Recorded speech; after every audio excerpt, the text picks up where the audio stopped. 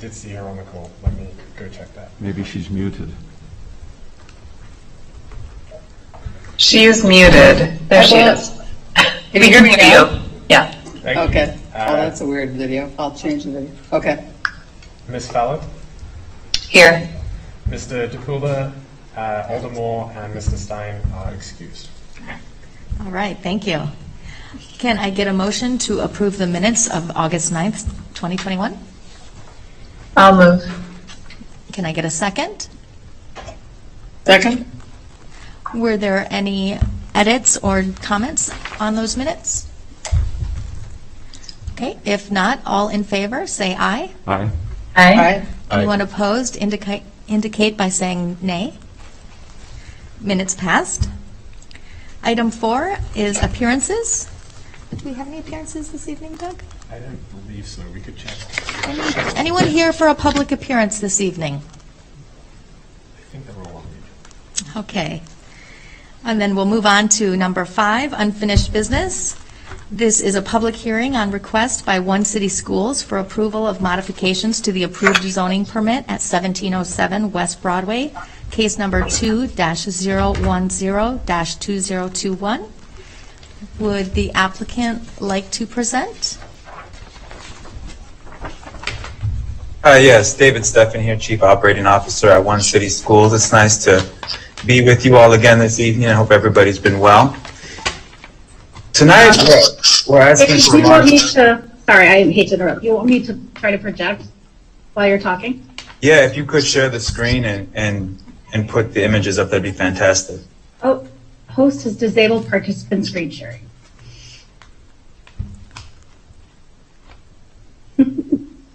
Someone's working on that. Just one moment. No problem. Thank you. No Give me worries. 1 second. I will, just the materials that you submitted, I can get those up on the screen, or did you have another Sure. PowerPoint? I did add a few things in response to some of the comments, but I can work around that. Okay. I think you should be able to share your screen now. Let me know if it's working. Yes, excellent. Thank you. It's been a while since we've done these hybrid meetings, right? Yes. So back in the flow, Still working out the kinks. right? Are you able to see that? Yeah, Yes. brilliant. Thank you. So the reason that we're here before tonight is seeking a modification for the zoning permit. Specifically, we'd like to use this southwest portion of our property there in the blue triangle as a temporary play space. And we'd like to put some temporary fencing around that so our scholars can play on that flat surface. Our goal is to have field games, open space to run, not to install any permanent structures, not to modify the property in any way, but just to close it off for safety as a place that they can run and play in both fall and winter and spring.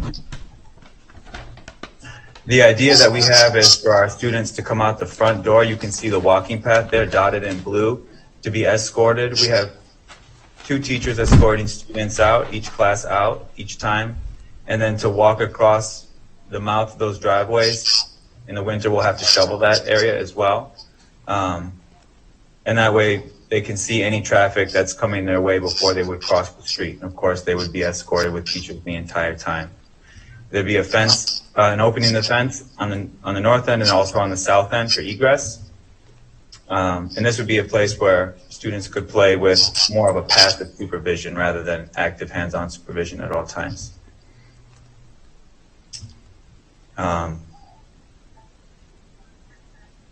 Normally we have no more than 2 classes out there at a time, so that'd be a maximum of 48 students, but mostly it's 1 class at a time, which is 24 students playing in that temporary space. The reason that we fixed on this area specifically is because of its general flatness. It does not flood with water, and it's quite large. So, and there's also some trees there that are kind of an interesting feature. They keep it shaded and when the weather's warm. Some of the other areas that we could use are either too small or they're actually used for drainage, or specifically right off the end of this parking lot, which is a nice place, but it's too steep for any kind of field play. So that's why we focus on this area, even though it's a bit of a walk from the school building. It's the best grade on which to play. And as well as set up a temporary fence. Correct. Yeah. Do you want to talk about what we plan to do here, David? I can Yeah. zoom out a little bit. This is temporary construction fencing, and I believe in your packets there are, I can show here. We've all kind of seen this, usually it's orange, but we're proposing yellow for safety because it catches everybody's attention. And this material would be 4 foot high, and it would use these kind of stakes to put it in the ground and to attach it to. And what this would do is this would then provide a designated pathway that the students would walk in, and because it's only 4 feet high, students and staff can be visible above the top of that fence so that any vehicles can see that there's people moving on the site. The fence around the temporary playground area is proposed to be galvanized chain link fencing, very similar to this setup, as you can see here, and that can either be done with prefabricated panels and components, or it could be put together with like a kit of parts and assembled on site. So those is pretty standard fare for chain link fences, and it allows the visibility in and safety there. But we did provide some photographs, just kind of showing the location, the proposed location, and the pathways, a bit of a bird's eye view here. And then we just took some photos, or we took some and we used Google Earth, our streets, to provide a better view of the actual terrain.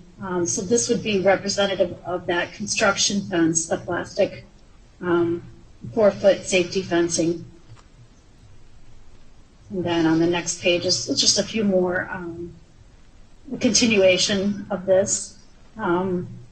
This gives plenty of time for somebody exiting the garage to see the movement, and the teachers are able to see if anybody's coming out at this point, since this is an exit only. The entrance to the garage is beyond the play area, the proposed play area. So basically, we try to draw in as close to scale as possible to kind of give you an idea. This is shaded blue just so that it can be seen, but it would be more transparent, since we're not proposing a screen on the fence. And again, the goal is to remove everything. So it's totally temporary in nature to be removed at the end of the academic year. And if there is, grass that needs to be reseeded, we'd reseed the grass as well. Yeah. And you can see these red, pink triangles are representative of the vision triangle that Douglas had talked about, not wanting to block that from the pedestrian with any kind of tall structures, to block the view of a driver in a vehicle when they're trying to pull out onto the road. So that's what these represent.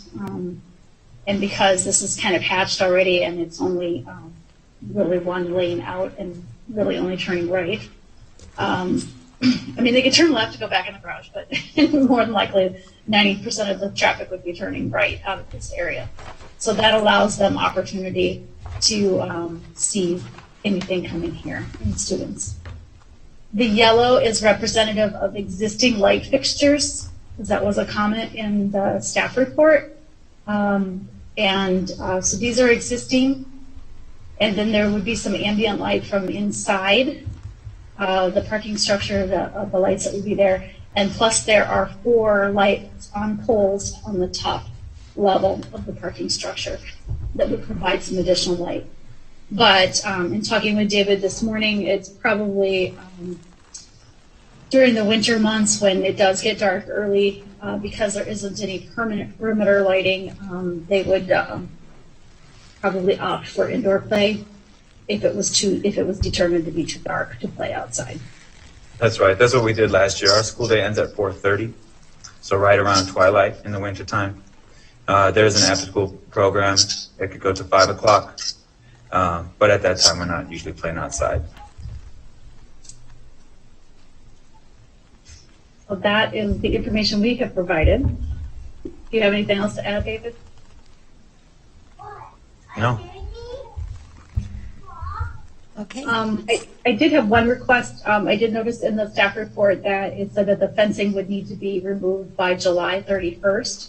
That is a Sunday, and we would like to request that that date be changed to August 1st, which is the Monday, the very next day. Because the Friday prior is the last day of school, and there could potentially still be children playing in this area. So we just want to make sure there's no overlap of construction and children. All right, excellent. Anyone else from your team going to present? No, that's just the two of us tonight. All right, great. Thank you so much. Okay, I will close the hearing, and we'll move on to B, consideration of action on request by One City Schools for approval of modifications to the approved zoning permit at 1707 West Broadway, case number 2-010-2021. Our planner, I will turn it over to our city planner, Douglas Plowman, for a staff report on this. Thank you very much. So as mentioned, the proposal here is for a temporary outdoor play area. The location that was selected, staff did work with the applicant to identify the most suitable space available on the site. There are some topographic challenges elsewhere, and so this gives the best open level space that's available on the site.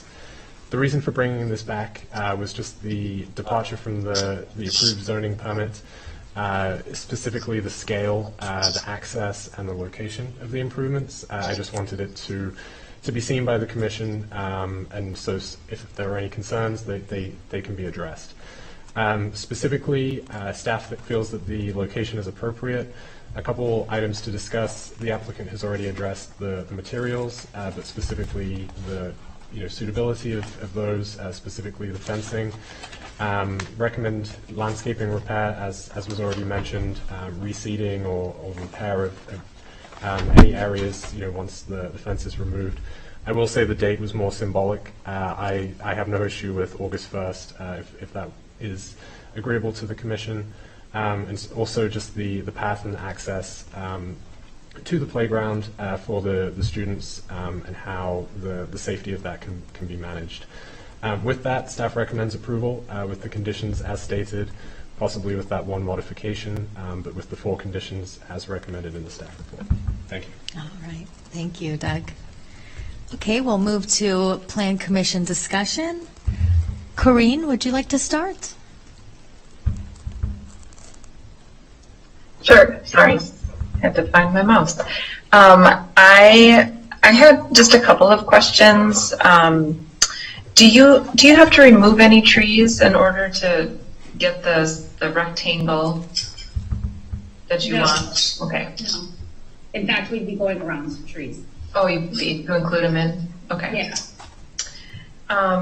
And then also, you were talking about how you're using the space for field-based play, and I'm just wondering, is that, I remember you talking about, I can't remember the name of the type of Anji play, I think. Yeah. So are you going to have field-based play at the future site as well, the future permanent playground relocation, or is it going to be more of that Anji play? Well, Anji play consists mostly of movable structures, so like little step ladders that can be moved to one spot and then set up. Also, they play with tires, for instance, at our preschool, so you might see kids walking on barrels or rolling tires or setting up on these ladders. So those are not fixed features of the playground either. The playground that we'd like to bring back to the commission on the northeast portion of the building, we'll probably have some permanent structures on it with some Anji elements. So if we were to use this field play area and incorporate some Anji elements, those would also be things that could be picked up and removed from the area. Okay. I was just wondering if you were going to miss having a larger field area to play in. Oh, yeah. No, I mean, maybe, but I think, our goal obviously is to have the athletic center on the south side, so we're trying to address that large space area with an entirely different project that, of course, we'll have many conversations about. So that's a good point. Yeah, I think that'll be a temporary thing that we'll temporarily miss it, but we have plans to rectify that. Okay. Um, yeah, otherwise I didn't have any other questions. I mean, it makes sense, and I think the scholars definitely are probably happy to have a place to run around outside. So, and I was also wondering about the date. I mean, I have no problem changing that to August 1st, or if you think you need 2 days or 3 days to remove that, you know, we could probably be flexible with that too.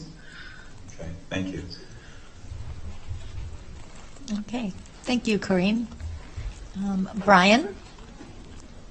Yeah, thank you.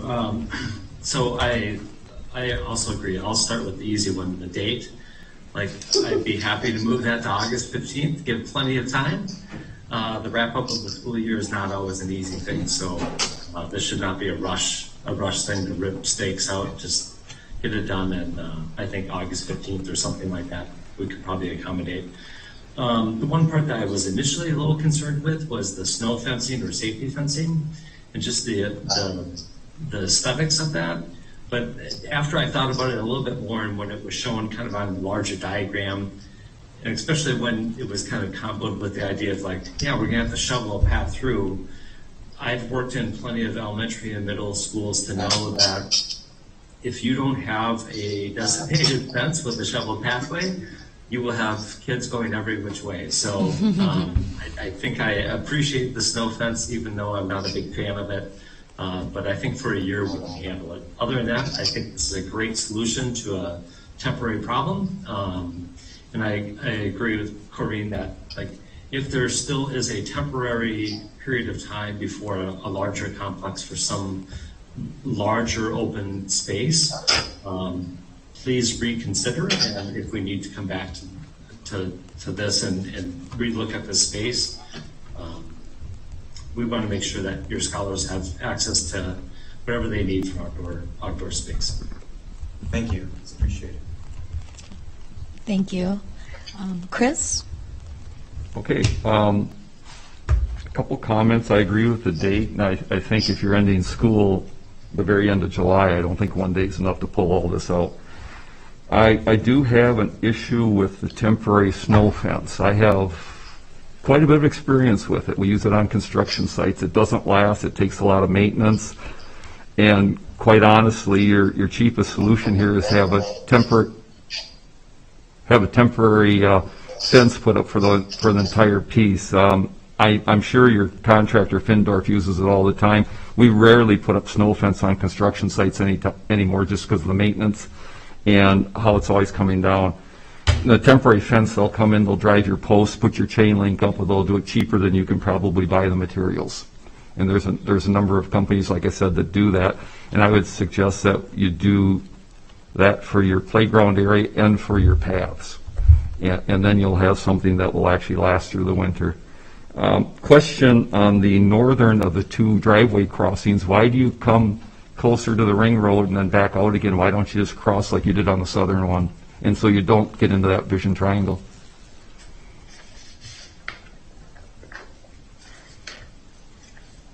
Somebody's muted. I see lips moving. Yeah, I'm muted. I'm sorry. Because I was trying to follow an existing sidewalk. And so, the children are being taught to stay on the sidewalk for as long as possible before crossing. And this also puts them, but because of this existing sign that will be replaced eventually, it was kind of awkward to try to go in front of it because now you've got kids that are, hugging that curb. So we were trying, we could definitely move it back, but I was there last week again. The way this diagram shows it is just one sidewalk, but it's actually concrete all the way to the curb. So we probably could modify that and have it. Yeah, you're not really gaining anything, and then you're having them walk back on the grass, and you're putting a couple extra corners in there and making it a little less direct by doing that, and I don't see what you gain. I was just trying to follow existing paving, so that was the purpose of it. I'm sorry, I couldn't follow the what? Existing paving areas. Okay, yeah. Okay, I would suggest we line it up with the other one. It's less corner posts for you. It makes it easier. And then another comment would be, it looks like it's under the canopies of those oak trees. And I know WPS has worked really hard to save those. I'm sure you're interested in that. If you put a playground underneath the the canopies of the oak tree, that traffic over here will probably do a lot to help the early demise of those oak trees. So I would suggest we have it, any of the fencing outside of the canopies, and give those oaks the best chance we can to survive. One more comment. Completely outside of the canopies? Yes, yes. Because they're very large canopies. Yeah, I drove down there and looked at it. They are, and a couple of those trees are little smaller trees right towards the south end that you can see are starting to stress. There's some areas on those trees turning already. They are, and I think what it means is you need to slide it further to the south, and a little further to the south, and it might end up being 130 or 40 feet instead of 150 feet. But if you put a playground, an active playground like that under those canopies, you will hurt the survival of those oak trees. And another comment, I know Brian mentioned that if you need it a little longer, we'll have to talk about it, but if you're going to have it any extended amount of time, we pretty much require vinyl coated everywhere around there, but at the 1 year, I don't think that's necessary. But if this turned into a 2 or 3 year thing, then I think we'd have to look at the vinyl coated chain link. August 15th, Brian, I think is a great date. That gives them a couple weeks to get this stuff pulled out of there once school's over. I think that's be very handy. And other than that, I think it's a great proposal. Thank you. Excellent. And Susan? I don't have a lot to add. I agree with the August 15th date. I thought I agree with most of the comments that Brian made, and I guess I'm not sure what I think. I understand the changing if there's a way to change the sidewalk. It's not totally clear to me. I'd have to see that. I'm not sure, Chris, what you were talking about how to bring it in, because it made sense to me to have the kids walk on the paved areas and then have those areas fenced. And I agree, if there's something better than snow fencing that could be used there and is equally removable, that probably is better if it holds up.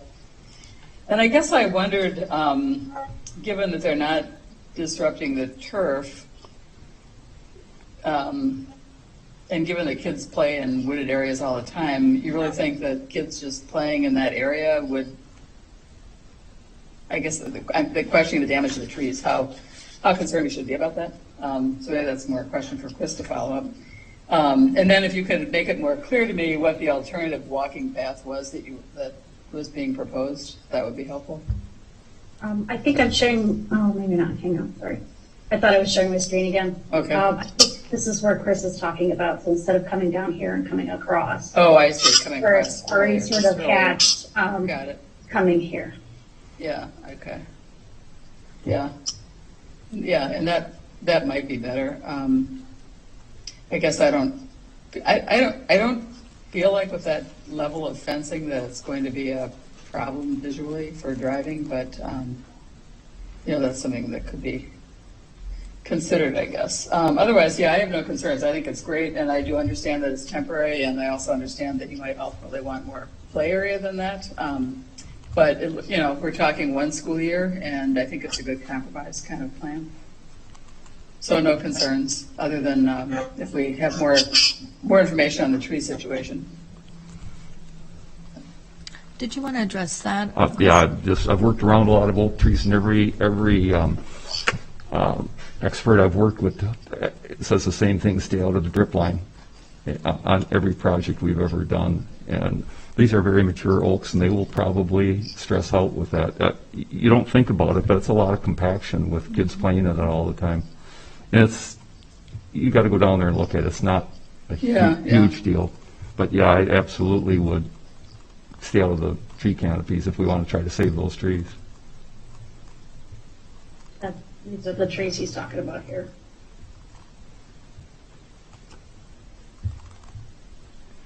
All right, this one is also rather large. But your image is no longer up, Tammy. What happened? Okay. I keep getting kicked out. So these are the tree areas. Okay, right. The large trees that he's talking about. And they are kind of in a recess. If you look, go back to this plan here. There's a bit of a culvert here, and they are kind of in this lower area.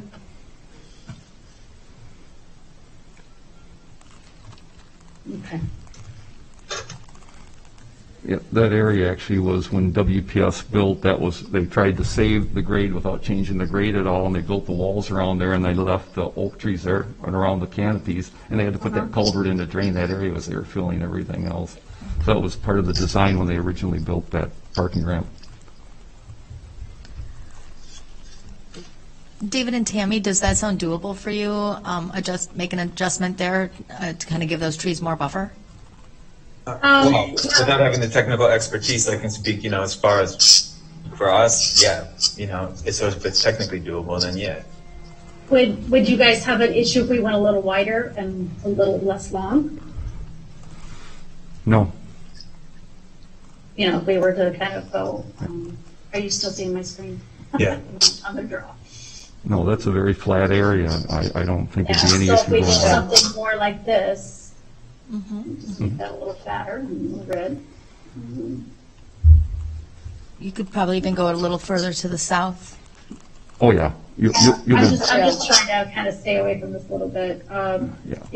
Rectangles and squares are easier to put up than, but it depends on if they're doing it with the prefab components, we try to keep it as square as we can. If they're just doing it by kit, we can maybe, angle that a little bit. It will end up a little bigger than that. If you look at the trees, the canopies don't extend halfway between the two drives. Okay. And then, Chris, I was wondering, you recommended the chain link fencing. Yes. Is that something they could reuse for the other? Well, Or permanent playground? no, they couldn't, because on the permanent one, we'd require vinyl coated, number Okay. one. But number two, when you rent this fencing, it's used a lot on construction sites. It's the Okay. cheapest way to go by far and away, and when you're done, they come and they take it out. You just let them know the time period you need it for, and yours will be less than a year. A lot of construction sites are longer than that, and trust me, we can't put up that snow fence and posts and maintain it for the price they drive this. It's a driven, nice chain link fence. And it's much more sturdy. Would you recommend 6 foot high here as well, or can it go 4 foot? That was a halfway? question I was going to ask you. Are you set that you want 6 foot high? Is that, what led to your decision to go so tall? That was kind of a standard panel that was provided to us. Yeah, And if they have balls and stuff, it'll kind of help keep some of the balls in the area. That was the Whereas- answer I was waiting for, is you wanted to hold balls in a little bit. Yeah. Okay, most of the construction fencing is 6 foot tall, and if you have them come in, if you rent it and have them drive it, I think if you went down to 4 foot, it might be an odd thing for them. They don't do as much of it, so it might end up costing you more. So I would work with your supplier, whoever that might be, and my guess is you're going to end up probably with 6 foot on any of your pathway protection or your playground. Okay. But if they are able to do 4 foot, are you all right with that? Absolutely. I think that'd be Okay. great. I'm just not sure you'll get it. It's a non-standard thing, and as long as you stay standard, it'll be cheaper. Right. I prefer Yeah, 4 foot. it depends on the vendor, Correct. Um, Correct. And if you choose to buy the materials, but I don't see a place where you can reuse them here, so I'm No. not sure that would be efficient. No.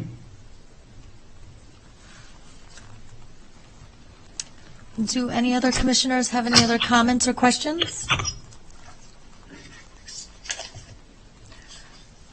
Then we're at the point in the meeting where we ask for someone to make a motion on this. Okay, I'll move approval with conditions 1 and 2 as written by staff. Condition 3, change the removal date to August 15th of 2022. Condition 4 is written by staff. Add condition 5 that the playground and paths stay out from under the tree canopies. Condition 6 that we use a similar chain link fence for the grass paths. And condition 7 that we straighten out the north pedestrian crossing.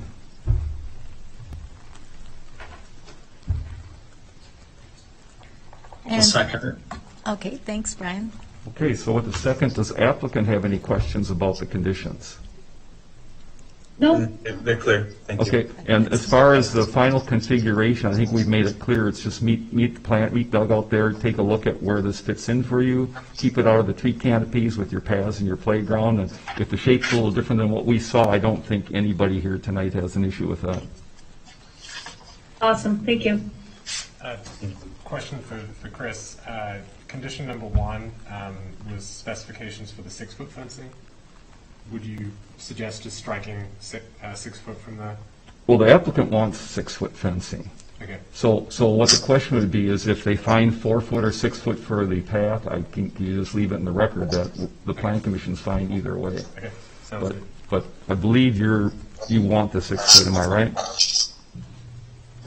For the playground area, yes. Yes. Okay. Thanks. Okay, we've got a motion and a second. All those in favor, say aye. Aye. Aye. Anyone opposed indicate by saying nay. All right, motion carries. Thank you again for coming back to visit us. Oh, no problem, thank you. Yes, we hope your school year is off to a great start. Oh, it sure is. Yeah, already. Thanks very much. Yep. Excellent. All right. Back to that agenda. Thank you. Okay, we'll move on to item 6, new business. It's a pre-hearing conference on request by Allrig USA, represented by Bauman Consulting Group, for consideration of a zoning permit for new construction and a new use at 6501 Monona Drive, case number 2-021-2021. Is someone from Bauman here to present? Yes. Hi, good evening, everyone. Great to see everyone again. Thank you for having us over. We have some presentation, and I was just going to introduce our team here, and then we'll go through our presentation really quick. My name is Payman. Payman is fine. I'm with Dane Consulting. Along with me is Aaron Chapman. Both of us are civil engineer from Bowman Consulting. Also, we have Jay Cruz and Wynn from Detroit Architect. So we're just going to do a quick overview of the site and itself, talk about utilities, and then hand the presentation over to our project architect, and we can talk about elevations. That basically is just a quick overview. As everyone knows, the site is located at 6501 Monona Drive. It's at the southwest corner of Monona and West Broadway. The current site area is 1.02 acres, and we're proposing to subdivide the parcel itself into 2 lots. The north lot, which is our focus basically, is the Chipotle restaurant. Is going to be about 0.6 acres on the north side, and then the remainder of 0.42 would be on the south side.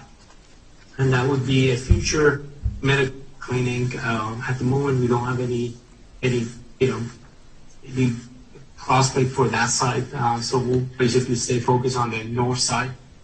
The site itself has open space of approximately, I think this was one of the items that came up last time.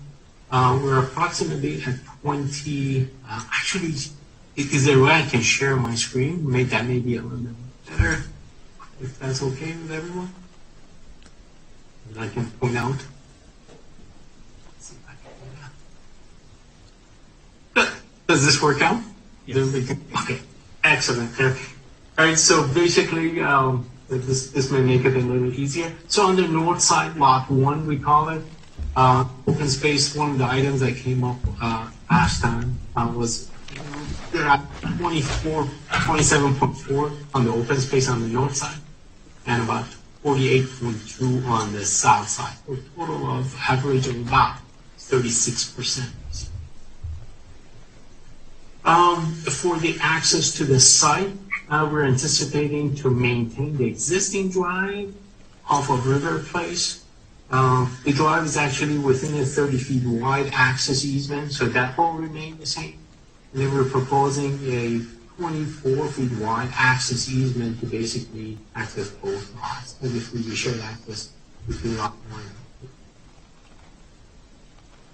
and 2. With that, Aaron, you want to touch on the utilities and access? Yeah, sure. Yes, like Payman said, my name is Erin Chapman, and I work for Bowman with Payman. So just a little more on the utilities. There's an existing, sorry, Payman, do you mind zooming in a little bit on the site? Just like overall, just, oh yeah, that was perfect. Yes, that's perfect. There's an existing water line that runs through that access there. So we would just draw connections for both the buildings there. We'd be probably maintaining the exact same connection point for that Chipotle that is to that existing bank at the moment. The sanitary would be connecting from the north side of the property and then connecting down to that southern building just in one long run. It just stretches to each of those buildings as needed. Those connection points are still in flux, but that's the general plan there. And I think that's it. Yeah, and there's existing communication and electric lines on site that we would use to route to each building. I think the biggest change would be that there's an existing gas line. Payman, if you could kind of point out where that is. Yeah, there's an existing gas line that goes through the site, so that would be relocated to where Payman is showing to connect each of those uses as needed. We would be coordinating with the gas company on that. And I believe that's all the utilities on site. We'd probably be connecting to the same storm structures on the south side of the property, maintaining a similar drainage pattern than that's on site right now. A couple of other things that came up, the thing we added, we added basically some seating area. This was one of the items that came up in our last meeting, basically. And what actually, maybe we can quickly touch on location of the proposed building, previous layout. We had at the end of the building basically facing West Broadway. With this layout, we rotated the building 90 degrees counterclockwise to the front of the building. I can't quite make this out. Payman, we're having some issues with the audio quality. Can you guys hear me okay? I can hop in and just kind of reiterate. We hear you great. Okay. You're like 3 times louder. I'll hop in. So yeah, like Payman what he was saying was that some initial comments when we came in for the CSM at first was we had the Chipotle building oriented north in that direction. So based on some of the comments that we had, we have rotated the building. So now the front of the building will be facing Broadway just for better visuals and everything. And then it also creates a little bit better flow through the site. That two-way traffic is a little bit better for everyone. And then also a comment I know that we keep getting is that the drive-through, this isn't a traditional drive-through. This is actually like an order ahead pickup window. So there wouldn't be an issue with cars queuing or being in the access because drivers would know exactly when their food is ready. They can come through the pickup line windows. So there won't, that kind of avoids some of those backup issues in a drive-through. And even if there were a moment where they needed to wait, we've had it so they can pull directly into those south spaces, parking spaces right there if they needed some extra time to get their food orders. I know another item that came up, like Payman said, we added the patio for some outdoor seating that Chipotle likes to see on all their sites now.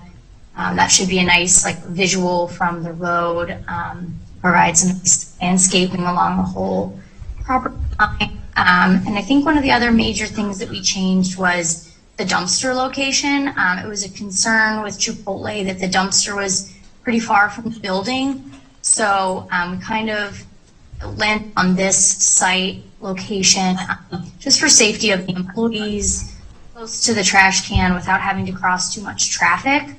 And I know that there's obviously adjacent buildings and things like that. So we are proposing that we keep that existing tree and that dumpster location would be nicely screened and not an eyesore for any of the people in the adjacent properties. I think, Payman, I think we have the landscape sheets on here, do we?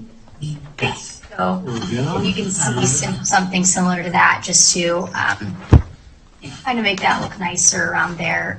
Some nice landscaping across the whole site. That is some of the comments that we had. Yeah. Again, like Payman said, we don't have anything on any user specific on the south property yet, but this is just kind of the general proposed for that. So we're really just focusing on Chipotle at this time. So I think I covered, is that everything, Payman, on our end? Yes, I think so. Yeah. So I think probably the easiest way for us to do this is could we get comments from you guys, and then we'll switch over to the, our architect team to then go through the elevations. Does that work best? I think that sounds great. Perfect. Okay, yeah, Thank great. you. Okay, we'll move to commissioners. Does anyone on the commission need to recuse themselves from this conversation? Okay, if not, we'll start. Hold on. I've been advised, not because there's any real conflict of interest, but because there may be the appearance of one, since my husband owns the Fox and Box law office that shares the driveway, that maybe that I'll recuse myself from voting, but that making some comments might be acceptable. So with that disclaimer, I may make one. But that's all. Okay, excellent. Well, we'll start with you, Susan. Okay. Does Douglas have staff comments? Architectural review that? Yeah, Doug had, yeah. Well, before, so the commissioners can talk about it. One moment. Would you like to do the architectural? Why don't we just jump into architecture? Yeah. I mean, that way we can discuss everything. Everything at once. Okay. Instead of rotating through twice. Okay, Erin, we would like to have the architectural proposals presented right now as well, and then we'll hit all the questions at once after that. Yeah, sure. That's fine. I just didn't know what was easy. Sometimes it's information overload. But Bo and Jake, do you guys have anything you want to share, or would you like us to just share the elevations that we have? Yeah, this is Jacob Root, Bo Wynn, Detroit Architectural. If you've got the elevation sheet, that's as easy as anything. That's all we were going to shoot to. Sure. Okay, yeah. Let's see if I can.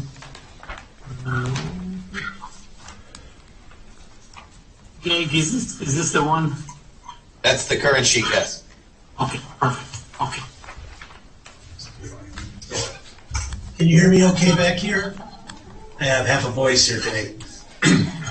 So I just wanted to preface the conversation by saying we worked diligently with Doug and with the Chipotle team to provide something that would be of a great aesthetic and an asset to that community.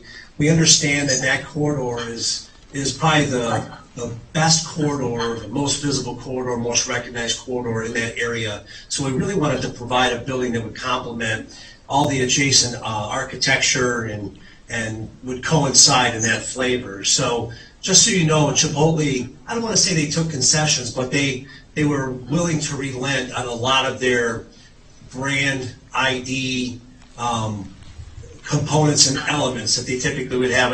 It's almost like asking McDonald's to not have their arches, for the brand imagery. For Chipotle, it's a very minimalistic, modern, contemporary, streamlined type architecture. That's their brand imagery. So what we tried to do is borrow some elements from the design manual and keep in line the brick.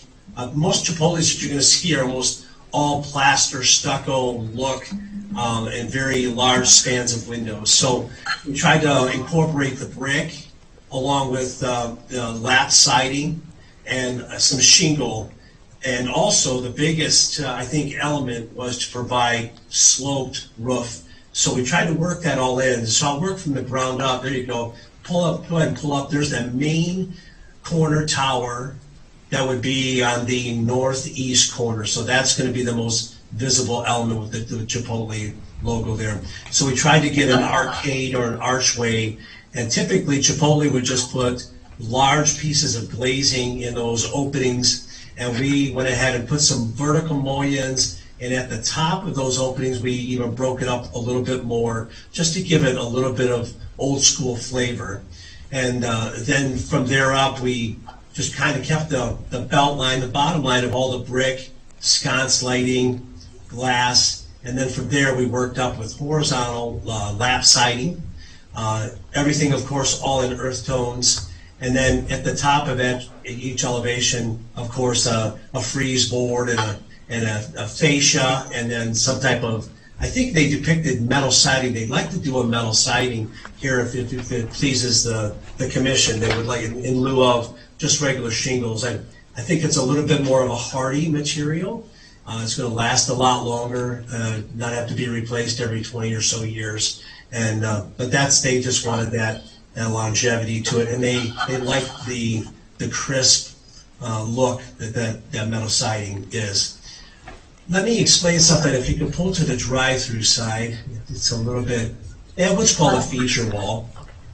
Let's see if it's down at the bottom.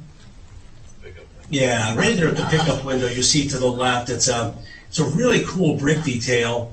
It's a stacked soldier, but every other course undulates in and out, so it gives a great shadow line. When they do their typical stores, they do a red LED, vertical aluminum tube finned type look, but that would not go here at all. I think it's just a little much. So they went ahead and designed a soldier coursing in lieu of all the red LED and the vertical fins. So that's what that's all about, and there's a bit of an aesthetic, if you'll see on either side flanking the vertical windows, there's an aesthetic that goes along with that in their kitchen and a little bit of a function to allow some illumination in there. So, and we also tried to add a bit of detail to that tower element as well, so we added some horizontal soldier coursing that takes it all the way up to that top pyramid on the top there. Speaking again to that rib siding all the way around, that encapsulates that whole bit of flat roof. It minimizes the area up there, but it allows for us to screen all of the rooftop units, make up air, exhaust fans, venting, all those kind of things. So that's why we chose to pull it at that angle and pull it in. So I think that about sums it up. Okay, anything else from your team before we move to comments from the commission? All right, thank you. Thank you. Okay, I will start with Susan. Okay, I think, I guess I still have an overall concern about putting this much on this property, subdividing it, and in the hopes that something will be found at a later date. Sorry, I was screaming blank. That something will be found at a later date for that small extra property, and I guess it isn't entirely clear to me how the storm drainage will work there, given that it was my understanding that I thought I heard something tonight about leaving it the way it is, and I thought I heard some understanding before that would have to be totally changed to bring it up to new code. So that's one problem. One just question, I guess. The reordering of it, I guess it's not totally clear to me. So people, when they pull in, will call in an order and then pull into a parking space while they wait So the food is ready before they drive around. When you were talking about the lack of queuing, typically they'd be ordering ahead before you even leave your house or leave your office, or even show up on site. So I'm not exactly sure what Chipotle's function, whether that's through their app or different kind of delivery service. I'm actually not clear on that, but it'd be before you're on site. You would typically know, okay, I ordered 20 minutes ago, they told me a 30-minute wait time. You arrive about time when your food's ready, and then you pull through and your food should be ready by then. But is there some instant drive-through where people might just show up and order it? I mean, is there a way to do that? I guess no. So there's no okay. There's no formal board, ordering board with speakers and any of that. No. Okay. So that might work. I guess other than still being concerned about the lot division in the first place and the storm drainage, how that's actually going to work if that happens. It looks better to me. I don't have any more questions right now. I'll reserve that if I have some other questions when I hear more discussion that I may want to come back. Okay. We'll move on to Brian. Sure. Thanks for the revisions. I think this is a much better proposal on the layout. One thing to note, your elevations actually are not correct to the layout for which side. When I was trying to sync them up, I'm like, wait a minute, why on earth would they want a blank wall facing Broadway? So just make sure that you guys have those corrected to what elevations are pointing to where. If you can go back to the dumpster location.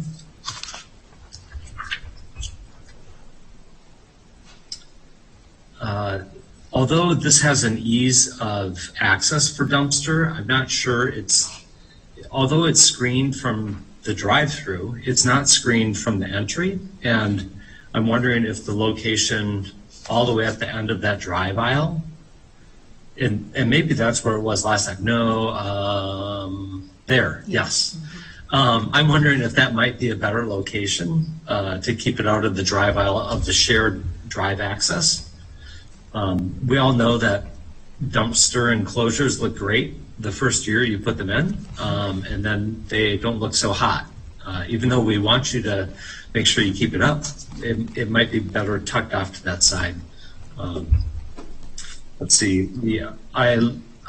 It was great to hear that this was not a traditional drive up, that it was an order ahead pickup. We have that similar across the street at Noodles and Company, which I think has proved well given the short amount of distance that they have. And they have I believe 2 or 3 queuing spots of people that may have shown up early. And that's proved pretty well on that side. Let's see. I know there was a question about parking as it relates to the north parcel and the south parcel, particularly around surge times for the restaurant. And I think one piece of it is the complementary aspect of whatever goes in that south side piece will need to match, so it's not a high demand at the same time, so you can have some shared parking across those pieces. Let's see. I do appreciate the building. I think is complementary to the area from an architectural design standpoint. I think it includes some of the elements that we've talked about in both the Broadway corridor plan as well as the riverfront area. I do understand some of the crispness with the roof and the roof pitch. The amount it can balance with the neighboring properties, I think the better. I think that whole, island is probably the best way of saying it. That whole little section of River Place, the more those roof lines and everything can complement each other, I think the better. And so it might be making some adjustment with the metal roof to match up with some of the shingled roof of the neighboring properties to tie it all together. I do like a lot of the changes that you made with the brick, the soldier course. I think those are great elements, and I think it ties in really well. It's a good looking building. That's all of my comments for now. Okay, great. Erin, is it clear for you on the elevation corrections? Yeah, no, okay. I had the same thing while we were looking at these. Okay, thank you. We'll move on to Chris. Hey, thank you. I'll start with the architecture since Brian just got done, and I agree you did a nice job of matching your architecture into the River Place guidelines. The only thing we don't really match is that metal roof, and every single building there is a shingled roof, so I don't know if there's something you do about that or have a metal roof with that full shingle, or if that would be corny.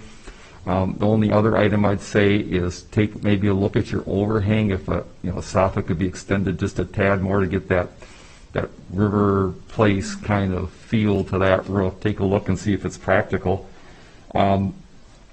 I appreciate the reduction of the building on the south lot because you have some reasonable setbacks there now, and before it was just way too much. Where we were 8 feet, we're now 21 feet. Where we were 20 or 20 feet were 34 feet. So I mean, that's made a big difference on how that will present and the ability to landscape that corner and the entire presentation of the parcel from Monona Drive, and that's probably why you increased your green space so much on that site too.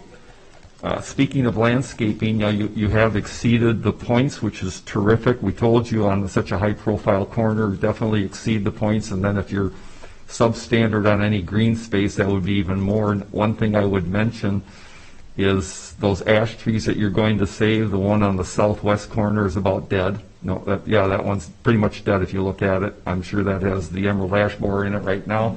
The one on the southeast corner looks really good, so I don't know if somebody's been treating that one, but if you intend to leave it, you're going to need to continue to treat it. It looks great right now, but that'll be really up to you how you want to look at it, but you need to incorporate those things into your landscape plans.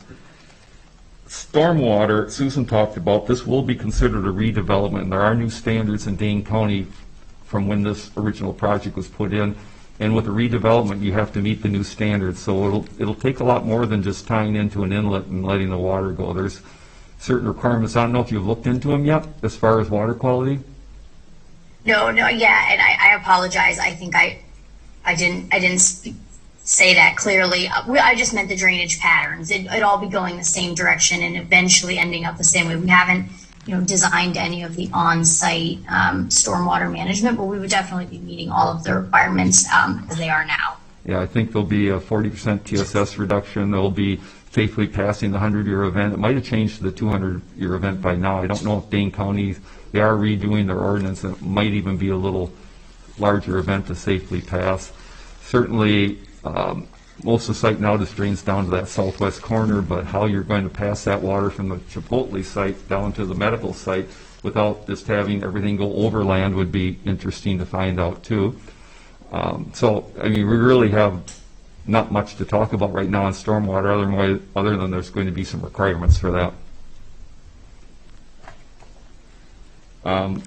Are we worried? How are we going to do signage so that somebody doesn't come peeling in that joint driveway and just makes a U-ey there to try to get into the drive-through lane?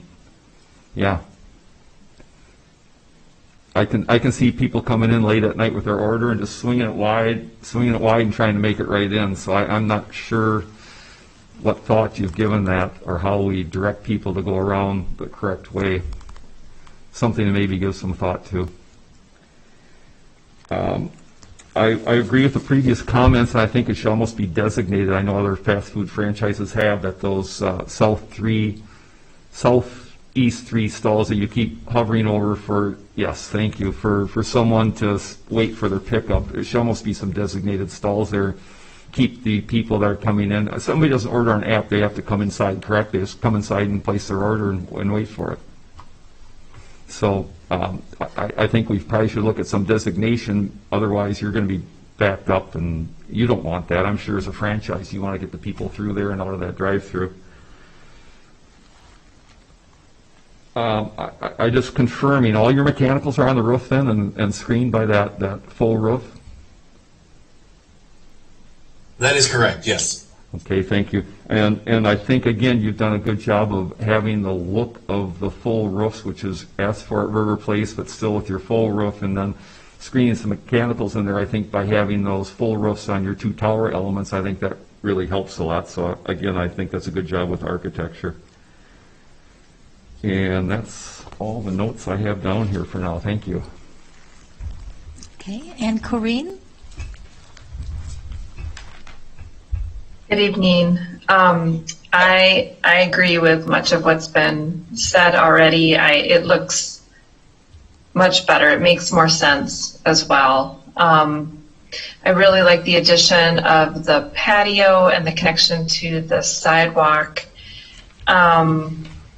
I think the signage, the note here about the signage in the staff notes is critical, especially with the fact that if they come out and then go right, they have to go to the belt line. I mean, they can turn around kind of down at the bottom, but the signage is going to be really important, I think, just to help people understand until they get used to having this restaurant here. They're going to need to understand how to navigate safely in this space, especially if there really are 600 people that will potentially be coming to the restaurant in a given day. And I guess, is there any analysis available for how many of those 600 are pickup customers versus those that want to dine in, and when they're all going to be trying to park? I'm not sure, Bo, and Jake, do you guys have any information on that? We do not, but Heather is on the call too. I'm not sure if she has that data. Yeah, I am on the call. Hi, I'm with the applicant, the developer actually, Allred USA. So I can get that information, but these pickup windows just kind of came out right before the pandemic hit, so not a lot of information is out there yet. I can see what they've gathered so far. But I'm sure it's pretty significant as far as the pickup. I feel like everyone's kind of leaning towards that to not have to run inside. So I will try to get some numbers on that to share with everyone, but I do not have that right now. Okay, that's fine. I think that would be really helpful to see. And I had the same thought, that pickup is becoming more and more just how people are managing, and maybe they're going to get used to it. And if we ever do get to go back to normal, then they'll just continue to do the pickup as well. So, but I do think that will be important to have a little more information about. That is a lot of people. So, yeah. The other thought that I had, so these might be more questions for the other members of the commission. With the metal roof versus other materials, I'm wondering if our metal roof, is that going to become more commonplace as I don't know if anyone has a sense for that, because they do have that longevity factor, and I know we do want it to match, but I'm just wondering if there's going to be a time when a metal roof is just what is more of the standard. Does anyone have a sense for that? Looks like Chris might. I'll give my answer. I was on the committee a long time ago when the design standards for River Place were developed, and the thought back then, we had a consultant, was a sleepy fishing village right off the water and would be shingled, or actually if you look in the standards you can use cedar shakes. Well, nobody does that. That's way too expensive to maintain and everything else. And if you talk to a metal roof supplier, they will tell you that that is the only thing that will happen in the future. If you talk to somebody that sells shingles, they'll tell you they're going to be here for the duration. So I think it's $6,500, and part of it is Chipotle, and they're looking for. It was a big deal when we wrote this to have shingles or the shakes, but that building matches in really well. I would prefer shingles, but the building looks pretty good. So depends on which supplier you talk to, is my opinion. Okay, thanks. Well, I guess to that point too, one of the things that, again, this might be a question more for the commissioners, but there was the intention for the development in this area to have some connection to the waterfront in some way, and adding that sidewalk, I think, is really critical. But it just makes me wonder, it's still sort of in the corner there, and I'm thinking about the people who are going and staying at the Country Inn and trying to imagine how they're going to be walking over to get food at the Chipotle. And I don't know if I were going to walk over there from the hotel, I guess I'm not totally sure the best way that I would go either. So like I said, that's not necessarily a comment for you. It's just something that I was thinking about as I was looking at the proposal.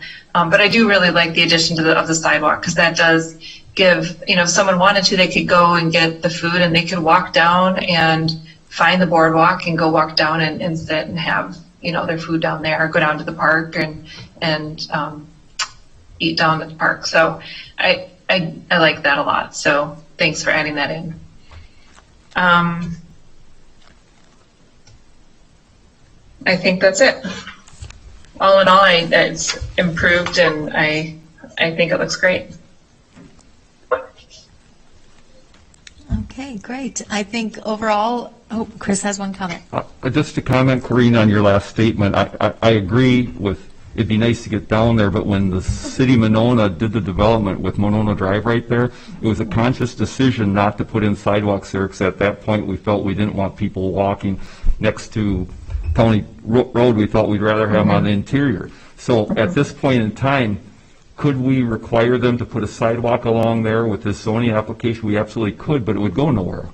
Unless Monona came in and said, well, we're going to put sidewalks all throughout there, it wouldn't make much sense to have an applicant put in a sidewalk to go nowhere and just end on a street that maybe is a little busier than if they came out on, further to the west, correct? So I think it's a great observation. I just don't know for this corner lot what we can do in isolation with this lot to solve that problem. No, and I don't think there is anything we can do with this lot specifically. It's a bigger conversation, maybe. Yeah, agreed. Okay. All right. Any other comments or questions from the commission? Okay. It sounds like people are feeling very favorable about your modifications. I think we're pretty excited about this. A lot of what I felt has been said. I do like the idea of a metal roof, just because of the less construction waste. It's weighing on my mind a lot that our landfill is reaching its maximum capacity, and we don't have a backup plan for that at this point. So I like the idea of the longevity materials.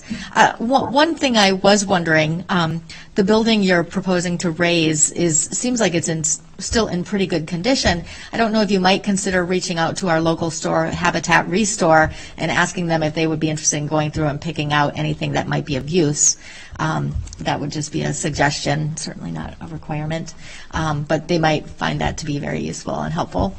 But yeah, I think people feel very favorable, and we thank you for all the modifications you've made, and we look forward to hearing back from you. Excellent. Thank you. Thank you so much. Thank you. Yes. All right. And patiently waiting. We're moving on to new business B, pre-hearing conference on request by North Point Development Corporation for consideration of a zoning permit for new construction and a new use at 1208 East Broadway, case number 2-022-2021. So North Point and Dream Lane team, come on down.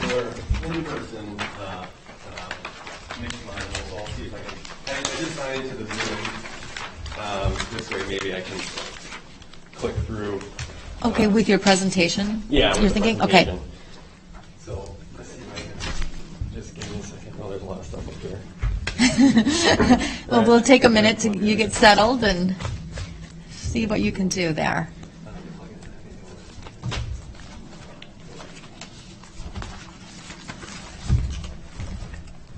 Oh, is that Elise? Raise her hand. Excellent. Well done. Okay. Give me 1 second.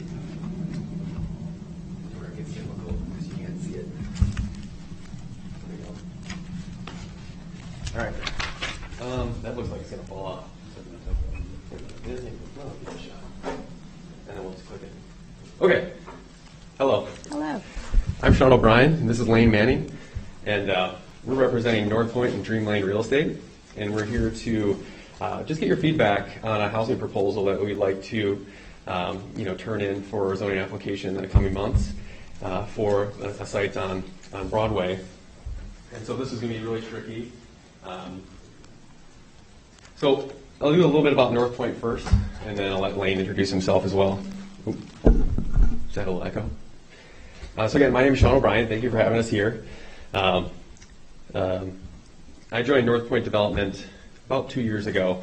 Prior to that, I worked for 15 years at Wisconsin Housing Economic Development Authority, WHEDA. I was the commercial lending director, and I ran the tax credit program and all of the commercial lending functions for that organization. WHEDA is a multi-billion-dollar bank, but it's also a quasi-state agency. And so in that role, again, like I said, I got to run the tax credit program, but I also got to set all of the housing policy for the state of Wisconsin, which was a lot of fun. So I did that for a really long time, and then decided it was time to move on and join one of my better customers, North Point. And North Point's been around for about 10 years. In that time, They've developed about 1,100 units across the state of Wisconsin, mostly workforce housing and affordable senior. But prior to that, some of my partners, have extensive history in the real estate industry, even before North Point. So North Point, again, our purpose is develop neighborhoods, different housing types with a vision and a purpose.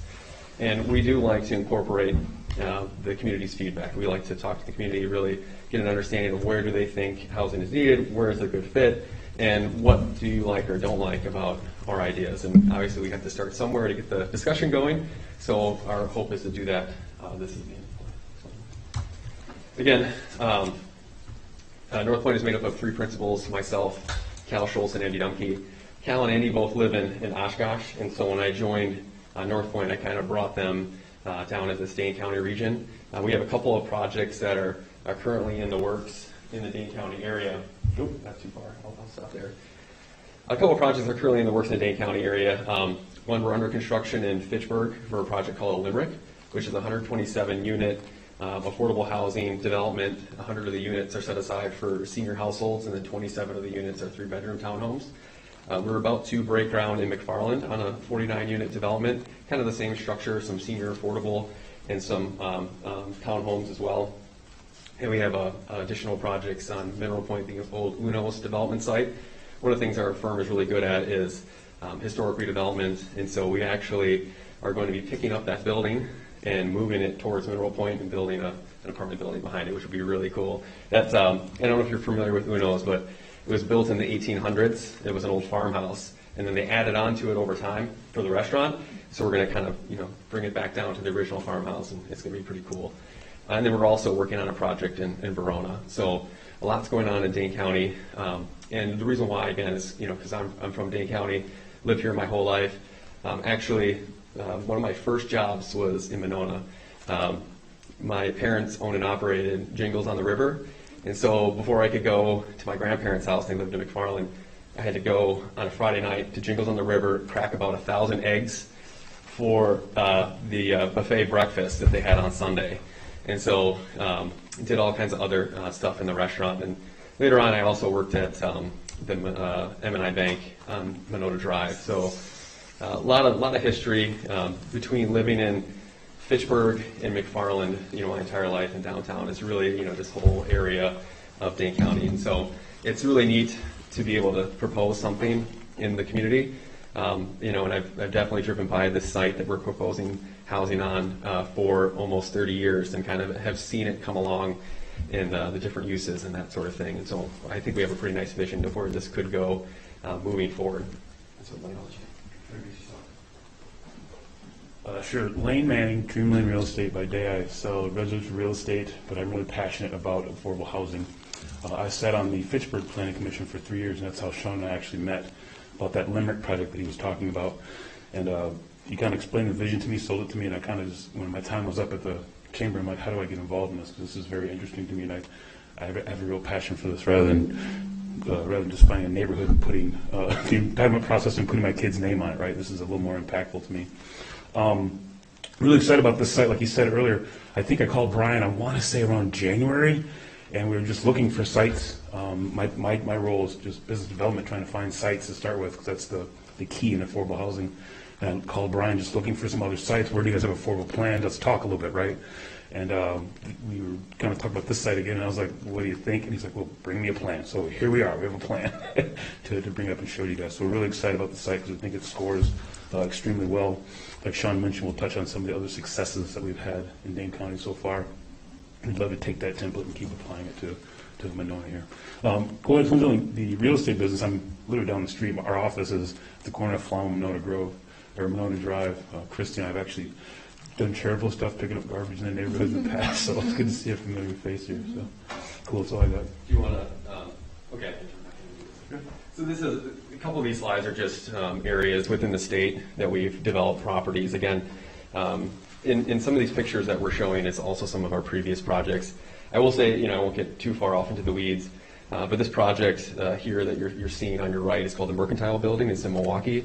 And one of the really neat things about this project is the mural of freedom that they have on the back of it.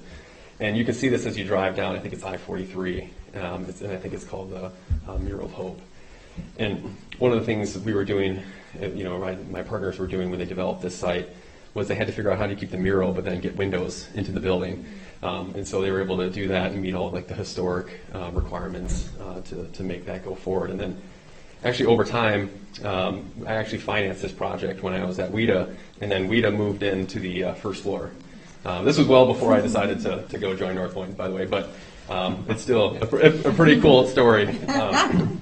That was about 5 years ago. And again, most of our projects are built, in that Fox River Valley area around Oshkosh. But as you can see, we're moving a lot more down into Dane County as well. And then here's just a list of some of our projects. This project on the left is in Appleton. It's called Woolen Mills. But you can see that we're getting more active in Dane County, and we're up to about 1,400 units.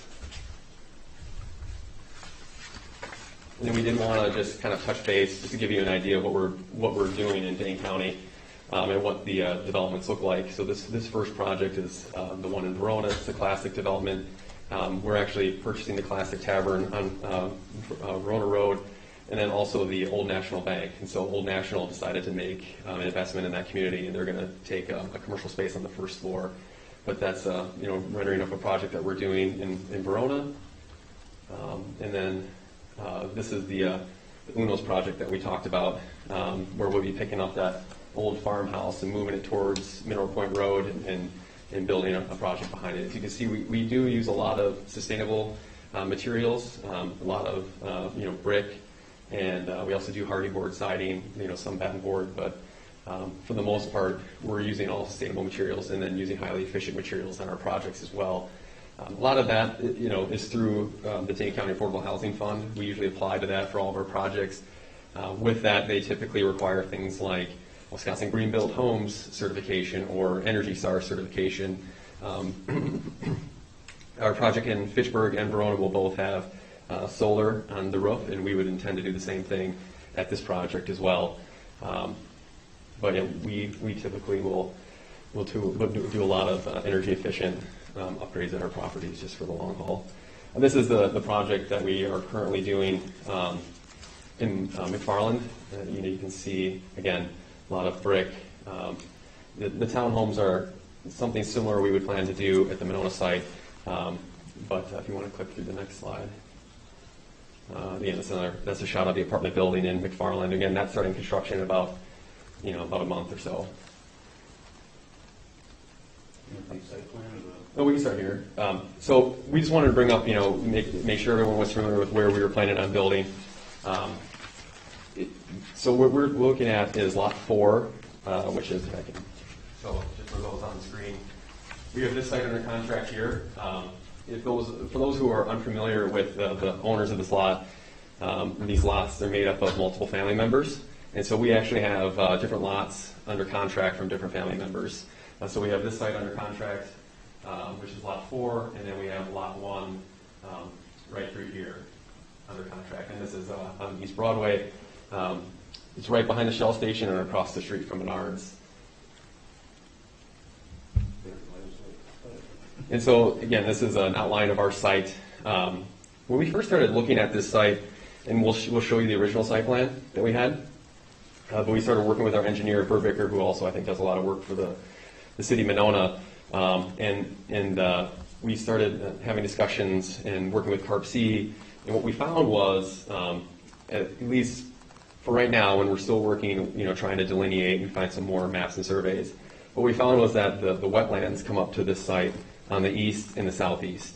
And so when we originally had a site plan, we did the typical 35, 40-foot setbacks, but with the wetlands possibly coming up to the site on those sides, we had to set back the building 75 feet to keep that environmental corridor clear. And so those who are unfamiliar with the site, at some point in time, and I don't know when this happened, but they originally were in the floodplain, and so they brought fill into the site to raise up the property. So there are no wetlands on the property itself, and actually the property is 5 to 10 feet above grade for where the wetlands are. But there would be a considerable setback, which I think does kind of limit the use for this space. going forward. But when we originally had planned what we were going to use it for, we had 75 units in mind. That actually worked pretty well when we found out about the setbacks. And so you want to click one more forward. And so here is our current rendering, and we'll circle back to this to get feedback as we go through it. But what we wanted to do, again, was not overburden this site with density. And so we have a little bit over 3 acres, and we have planned for 75 units. And we wanted to create more of a neighborhood feel. And so to do that, we created, we wanted to do different housing types. So you'll see that we have 12 units of townhomes. Those would all be 3 bedrooms. And then we have a 4-story, 63-unit apartment building. All of our projects have the same high level of amenities, community room, exercise room. There's storage units that are included in the rent for all of our tenants. We have a play area that we would fence in on the site. We always maintain on-site stormwater management, and actually one of the nice things about that 75-foot setback is that we would be able to put the basins back there, which would also kind of create some pretty cool backyard feel for some of these units. And so some of the other common amenities would be, outside patio. We would have a grill station, fire pit. But the idea again is, we're trying to make this a neighborhood feel, and not just one big apartment building, out in the middle of nowhere on its own. So we'll click the next slide. This is a rendering of the project that we're working on in Fitchburg right now, the Limerick. And I wanted to put this one in here because it's one of our only 4-story tall buildings, just to give you a sense of what it could look like, and again, get some more feedback. This project has masonry on the first floor, and then a lot of hardy board, different types of hardy board for design on the other 3 floors. And then again, we have the 4-story and some townhomes on the same site. This was our original site plan when we didn't know about the setbacks. And so there's a little bit of difference. I do think there's some more flexibility in this, but obviously we're going to work with what we have. And we're still investigating, and we'll maybe tweak with your feedback with some more information that we get on those actual setbacks. But I think going back to the other plan, we don't have to do that right now, but there are some, I think, ways to give some improvements, even though this was our original plan. And so this is kind of the reduced environmental corridor. And so some, just details on the plan. Again, 75 total units. 60 of those would be workforce housing units, which means that they would have some rent restriction to them at different various income levels. We would have a portion of the property as market rate, so we would be planning for 15 units of market rate to really have a balance of incomes. In Dane County, you have extremely high rents, and so and there's also in Dane County compared to the rest of Wisconsin, there's high median income as well. And so an affordable unit, it still can be pretty expensive. At least when I recall renting an apartment back in college, it still can be pretty expensive, but it varies. So with the idea of not providing subsidy directly to a tenant, but actually setting that rental level for the tenant to pay on a monthly basis, that's based on their income range. And so the idea is what's affordable, what's 30% of someone's income. And so the rents are going to be set at various levels, and then someone who would qualify at that income range can rent that unit and pay that amount of rent. So it's not, Section 8 where, someone ends up losing the job, their rent would drop down to 0 because it's based on, their job at the time. The rent's set, and you have to kind of, work with the tenants to be able to maintain those rent payments. We have a nice mix of units, 29 1-bedrooms, 32, 16 3s. Again, some of all these things that we talked about as far as amenities. We will have underground parking for the 4-story. All of the townhomes have a single-car garage with an additional space behind it, so you can park one car right behind your garage space, so you get 2 parking stalls there. With this new site plan, we do need to find a few more spots for spaces, and we do think we can have them, but I wanted to get your feedback before we tried to throw all the parking stalls on the site. Our original site plan was, more than the standards, but with the change, the site plan is a little bit less, but we have options. We do have on-site management, controlled entry. We would have, this project would be professionally managed by a third party. We've been using Oakbrook, professional property management. They're out of Madison as well. And they manage all of our Dane County projects and would have someone on site. We do provide internet for free. Included, I guess it's included with the rent, so I guess it's not free, but it's included. and then, washer and dryer in the unit. So it's really high-level amenities. Our finishes are high level as well. We typically are using, quartz countertops and high-end cabinets, and so it'd be a nice apartment building. And the reason why, you're putting in all those high-end finishes is because those market rate rents are really also kind of driving the success of the property. We have to, borrow, funds from a bank and other things and have cash flow to make this property operate and maintain at a high level. We're estimating about $19-20 million is what this project would cost for 75 units. Although we just got our bids back today for our 49 unit in McFarland, and I should probably add a number or two to that. It is, it is interesting, but nonetheless, we do high-end projects, and I think it would be well represented with the end product. And then let's see. And so tax credits. So this project relies heavily. One of the main funding sources is housing tax credits from WIDA. Again, my old, employer. And so, how does that program work? Well, we were going to apply to WIDA, and it's a competitive process. We're going to apply in December. And if our project scores high enough, which we do think that this is one of the higher scoring sites in Dane County. In fact, it's one of the higher scoring sites in the city as well, in terms of being competitive and actually getting these resources. We would apply to WIDA, and if awarded, we would take those tax credits and we sell them to an investor. And then that money that is raised becomes equity that we use for our building. And in return for that equity, WIDA requires us to set rent limits on individual units. A majority of the units are going to be for households earning 50 to 60 of the county median income.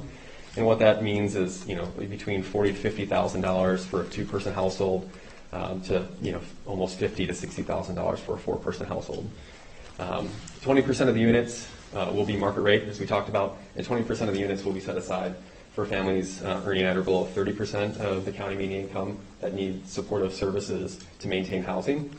And all of our projects, we have an agreement with Lutheran Social Services to provide a service coordinator at the project. It's open to all the tenants who, not just the 20%, but all tenants that want to live at the project and get connected with services can work with that service coordinator. A little bit about our timeline. Obviously, we're getting your feedback now. We do need to have permissive zoning in place by December in order to turn in an application. And so as we get your feedback, definitely be honest with us and, what you see is as far as, moving this thing through with tweaks that may make a lot of sense. But, what are your gut feel about putting housing on this site? Again, working at WIDA, I was around and the director at the time when this project was awarded tax credits before. I think lots has changed since then, especially with daily living routines and just I guess the world that we live in general.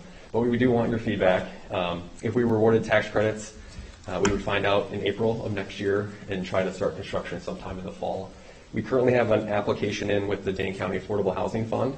They actually started sending out emails this afternoon, whether or not you were awarded or not awarded. We haven't heard back on this project yet, so we think that's a good thing. But yeah, we'll know by tomorrow if they're going to fund that application. And again, that helps us gets us a long way for adding the type of high-end finishes and sustainable materials that we're used to for our projects. So that's all we have now. We really appreciate your time. Lane, do you have anything else you wanted to cover? No, just like you said, I think it's a great site. We thought about this really hard. It scores super well. I'm really interested in your feedback because, we know some of the history, right? Some of the history of the last project, and it scores really well, really well. We think it really would do well for the 9% round. We'd really like to take it and then apply with it. So, on that note, give me some feedback. All right. Excellent. Thanks, guys. Appreciate your enthusiasm and interest in Monona, for sure. So we'll kick it off to Doug here, and he'll tee us off. Thank you very much. So in terms of an overview, I think that was a great introduction to the project. Really, the elements that I just want to call out are zoning and land use specifically. The staff report kind of runs through some of the history of this and calls out a few suggested discussion points as well. So as far as the zoning, this property is zoned Community Design District.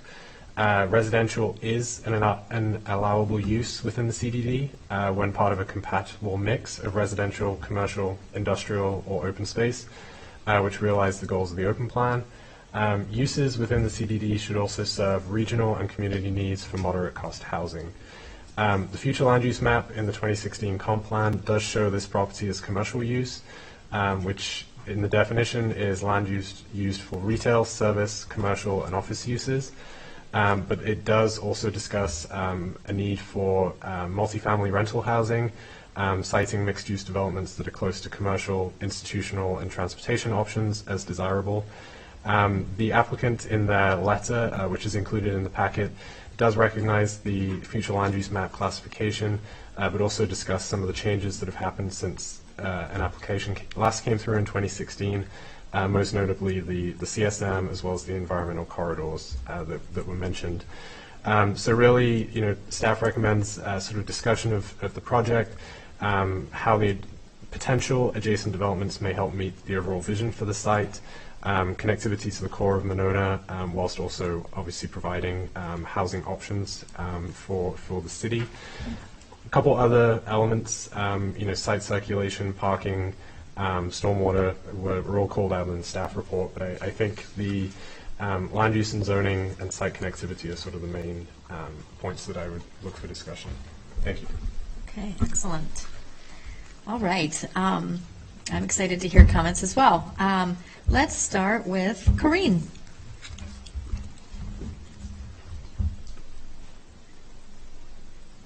I'm wondering if we should start with Chris or Brian if they were around in Hunt. Well, I just know that there's probably more history here. There is. That would be helpful. So, can I do that? Can Sure, I pass? absolutely. Okay. Since Brian is right below you on my screen, we'll go there. Brian? How did I luck out? So, I mean, I have to say, I love the concept. I do. And we need affordable housing. We need this mixture. This is not the location. This is a location next to 2 county highways and the Beltline and commercial property. There's no connection to any other residential area. There's no sidewalk that connects this to anything else. You have to cross 51 to get to any bus stop. There's no good access out of it. I love what they're trying to do here. And that's the shortest version of it. I struggle with it because I really do like what they're trying to do here. I just wish it connected better with the rest of the city. This is a commercial lot.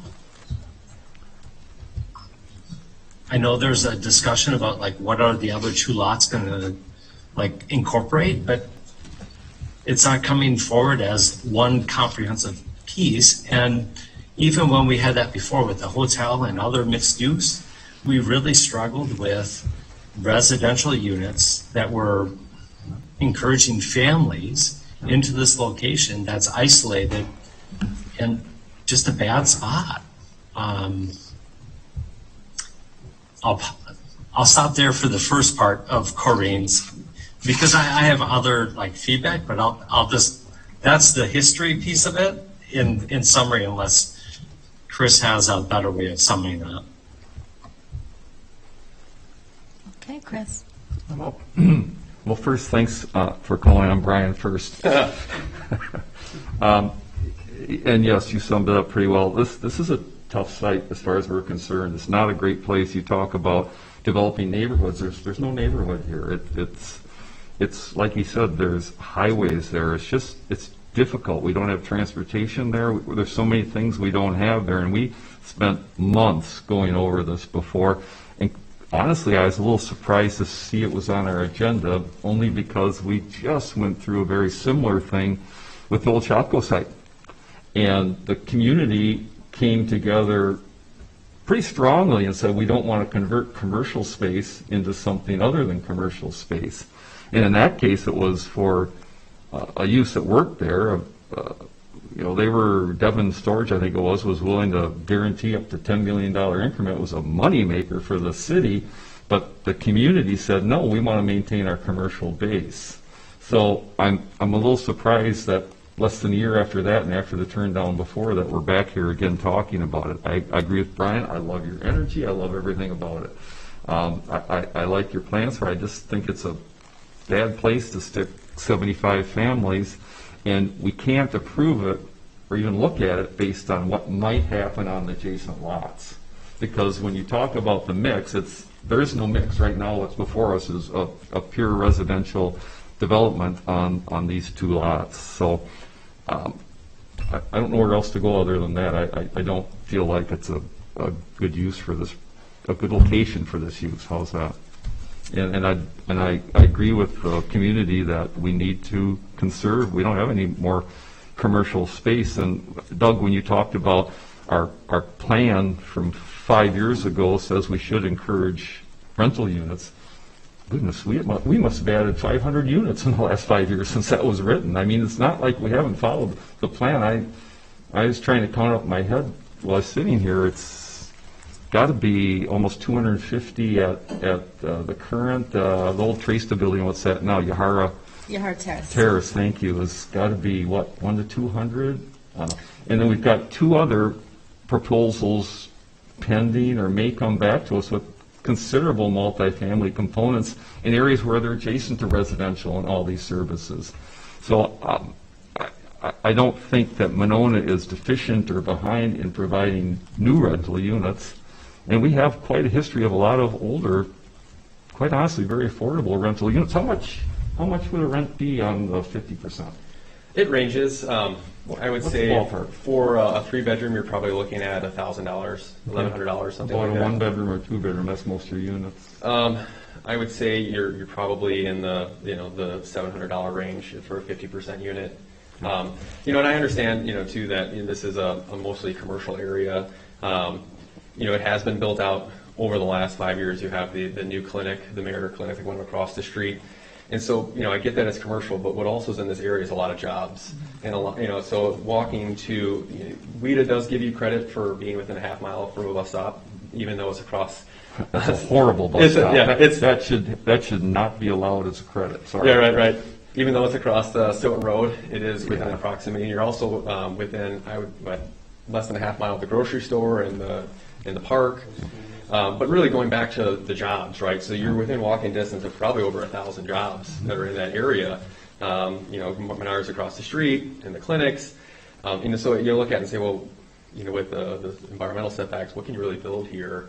And I can tell you from my profession, 15 years in multifamily housing, I do think this is a good location. I think it would lease up, and with our amenities on site and kind of the way people are maintaining their daily lives and how they connect, I think it does make sense. It would be successful, but that's my opinion. That's why I've put forward. And it sounds like there's also a housing subdivision within a half mile from here, Owl Creek, which there's infrastructure there. So it is closer to. Owl Creek is totally disconnected from this. It's not. You couldn't consider it part of your neighborhood. Okay. You just can't. It's very difficult to get to Owl Creek difficult to get anywhere from here.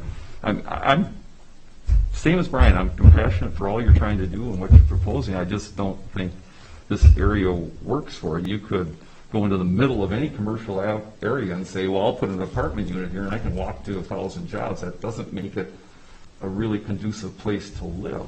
Right. And the same thing holds true for our Mineral Point Road. I mean, being the first in any community for housing is always a difficult discussion.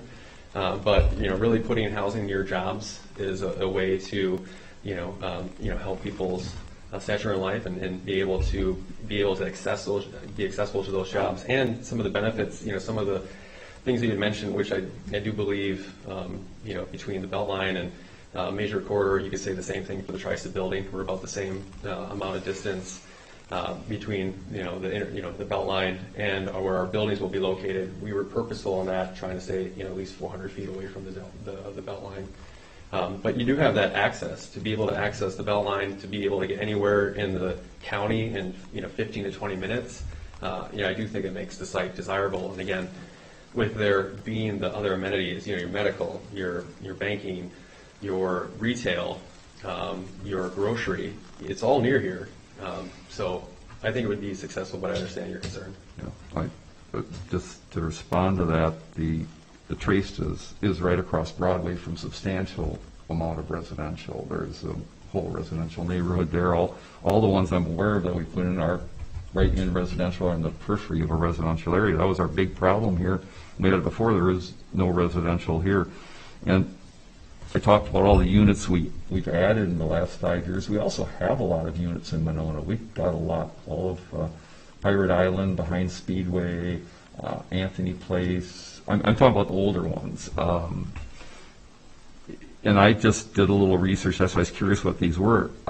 We have a lot of affordable housing in Monona. I grew up here. This was workforce central. It's all workforce housing. That's why we have so many homes that are being bought and rented out, because they're very affordable. And I did some checking on rents, and right now in some of the ones I mentioned, you can rent a studio for $675, a one bedroom for $750. It's up to $800 if you want to be on the island where you're on the water. 2 bedrooms anywhere from $880 to $900, and townhomes for $1250. So what I'm trying to say is we're kind of in that range, and we have a lot of that type of, some of that housing available. We have all the ones. What we were short of when we looked at the last comprehensive plan was newer apartments. And these would be great, don't get me wrong, but we've added, my goodness, maybe you could let us know sometime, Doug, but a lot of units. So, as Brian said, there's a lot of other details to look at, but I think what we owe the applicant right now is this a reasonable proposal for that site or not? Is it reasonable to change our comp plan and say, yeah, we'll put housing here instead? Okay. Was Susan on the commission in 2016? I think so. Okay. I think she was as well. So let's go to Susan. Yeah, I feel like this is a much stronger plan than what we had before.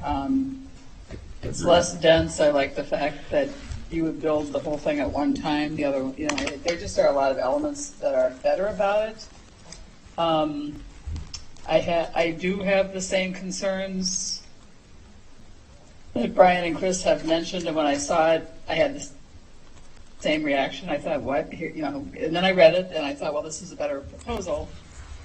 And it could work. Maybe we're being too hard-nosed about that. I don't know. I think it doesn't. To me, you will be appealing to families to some extent with the townhouses and the 2 and 3 bedrooms. And I appreciate that there's at least a playground here, but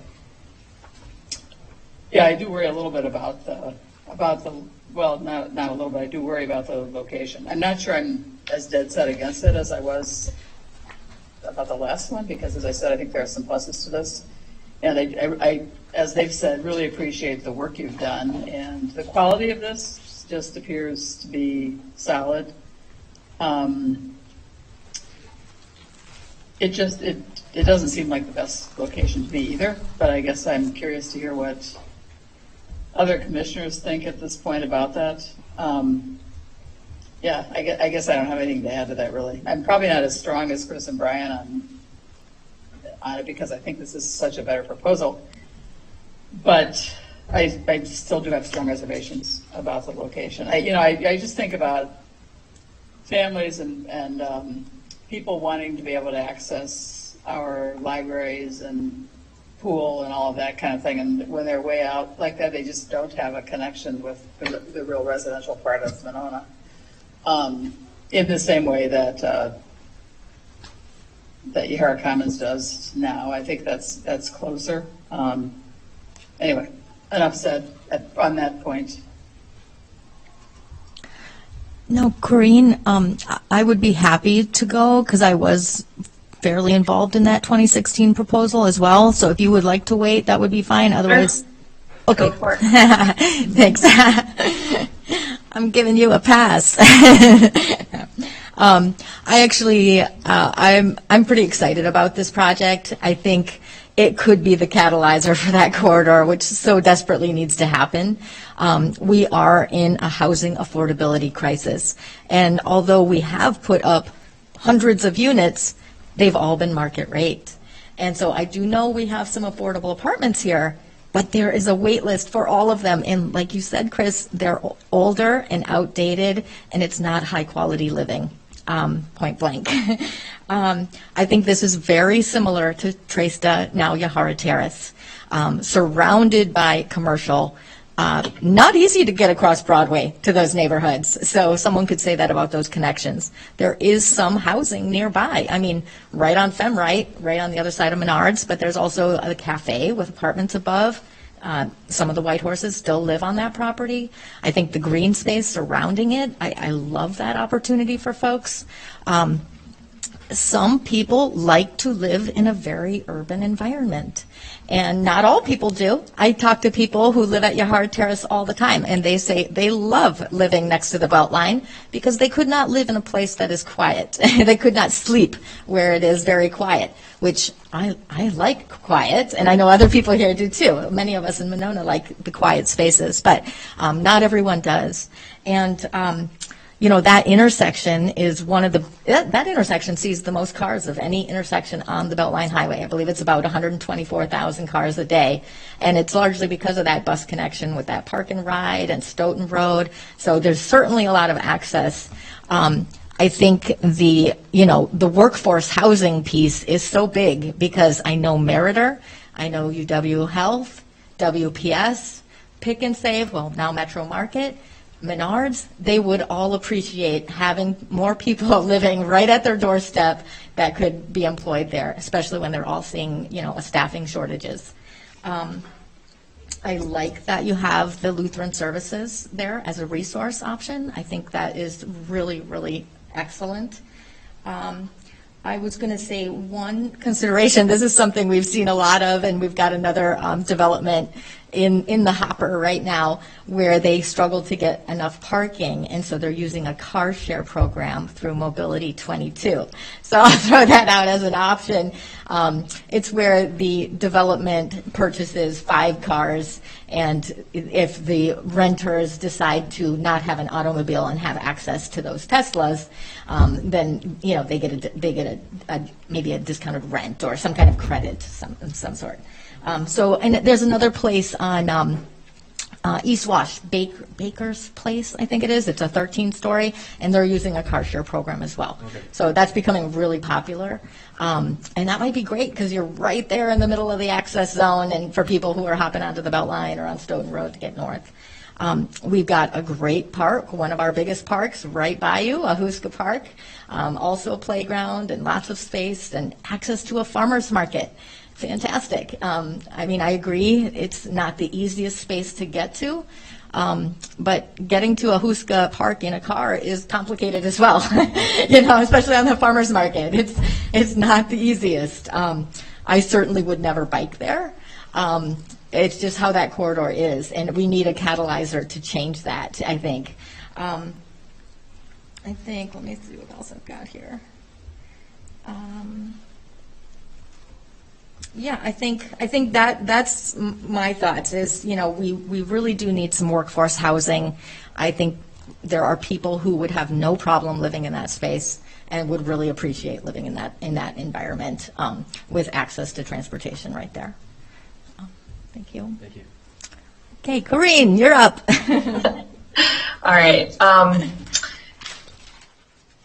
You probably won't hear too much new from me, but I think the proposal is really exciting and interesting, and as Christy said, it could be a catalyst for the area. But at the same time, there's a lot of what ifs in a way. I had some questions and I didn't get a chance to look into it beforehand, but maybe someone here knows.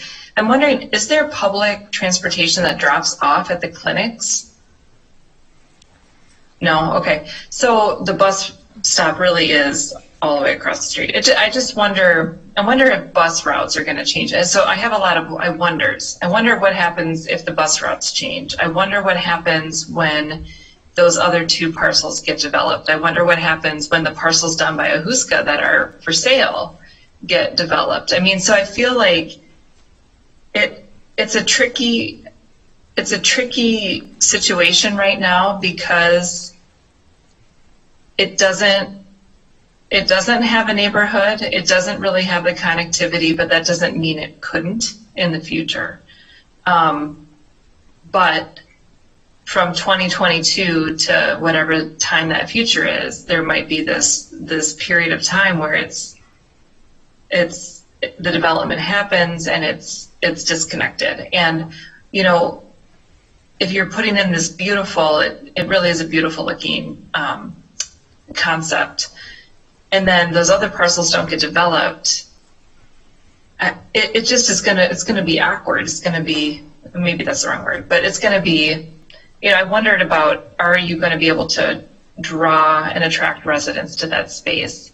I do think having your environmental corridor option with the 3 stormwater basins, and it could be a really beautiful, and having the park in the center makes so much more sense than having it out by the parking lot. I mean, if you have it in the center, then people can be in their yards or be in the green space and watching the kids in the park and not having them cross a parking lot to get over to that park.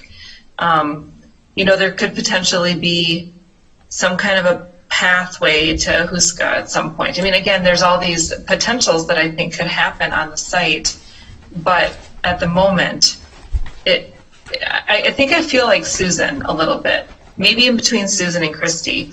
I'm not sure how it connects.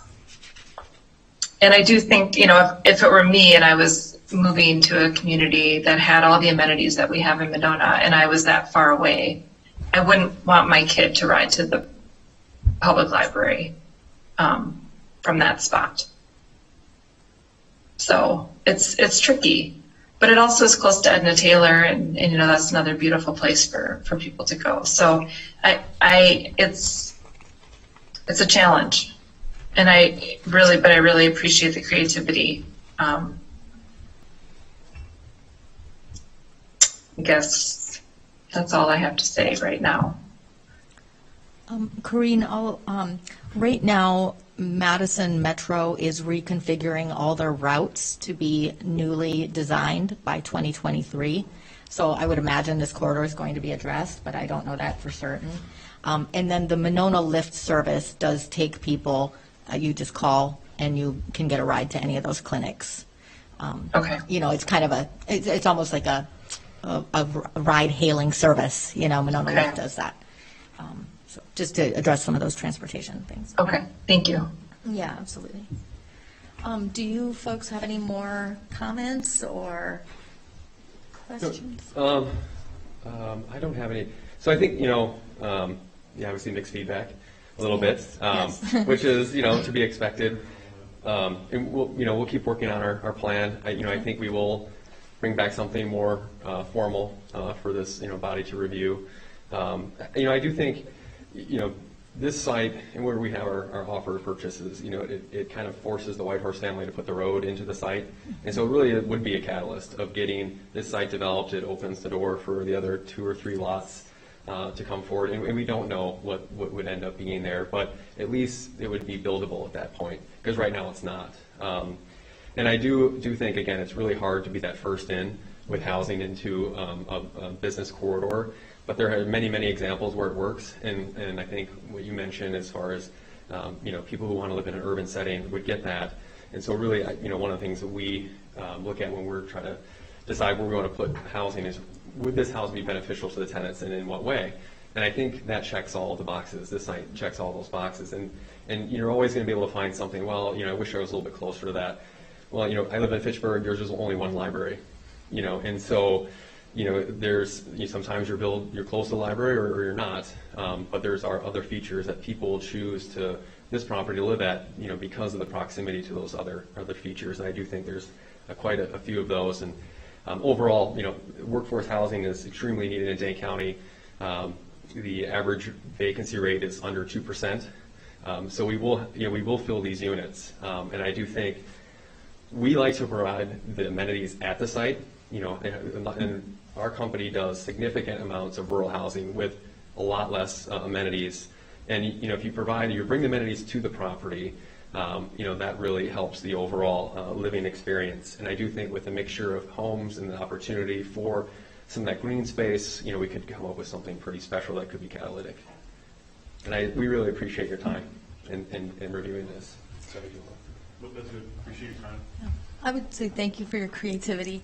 I would say there's the Three Meadows neighborhood, which is kind of north of Menards, which was probably at the time it was put in was called very disconnected from everything else, because they are I kind of call them the lost neighborhood. They're a little bit over there.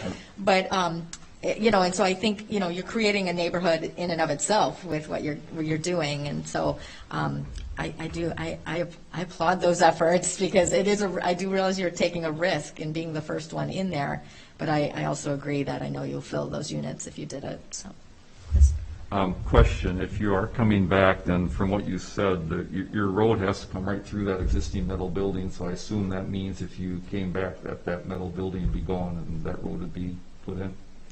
So we would be looking for permissive zoning on those sites, and in our offer to purchase, we do require that either that road is there by the time we're built. If you go back to the timeline, we would be awarded tax credits in April of 2022. We'd actually requires that we start construction by July of 2023. Our goal is to start construction in the fall of next year. And in our offer, it does require that either that road is in there so we can construct our properties, or that the White Horse family has to escrow those funds to the title company so that we can put in the road. Okay. That's a pretty big question. So that road, one way or another, would be put in. Right. So that's, yeah. And so it's it's contingent on the offer. If it's not there, this isn't doable without that road. Right. Okay. Right. So yeah, we have to, again, what I think will happen is that the road's not there if those other lots aren't sold in between now and we're pulling building permits. And of course, with the GDP, we have to come back for a precise or specific plan as well, final design. That would probably occur sometime in 2022. But when we come back for permits, if that road's not there, we're likely working with the White Horse family to put that road in as a condition of our building the project. And if you are coming back, you said you had ideas on where to get extra parking. Since there's no street parking or anything around here, you want to go over where those ideas are?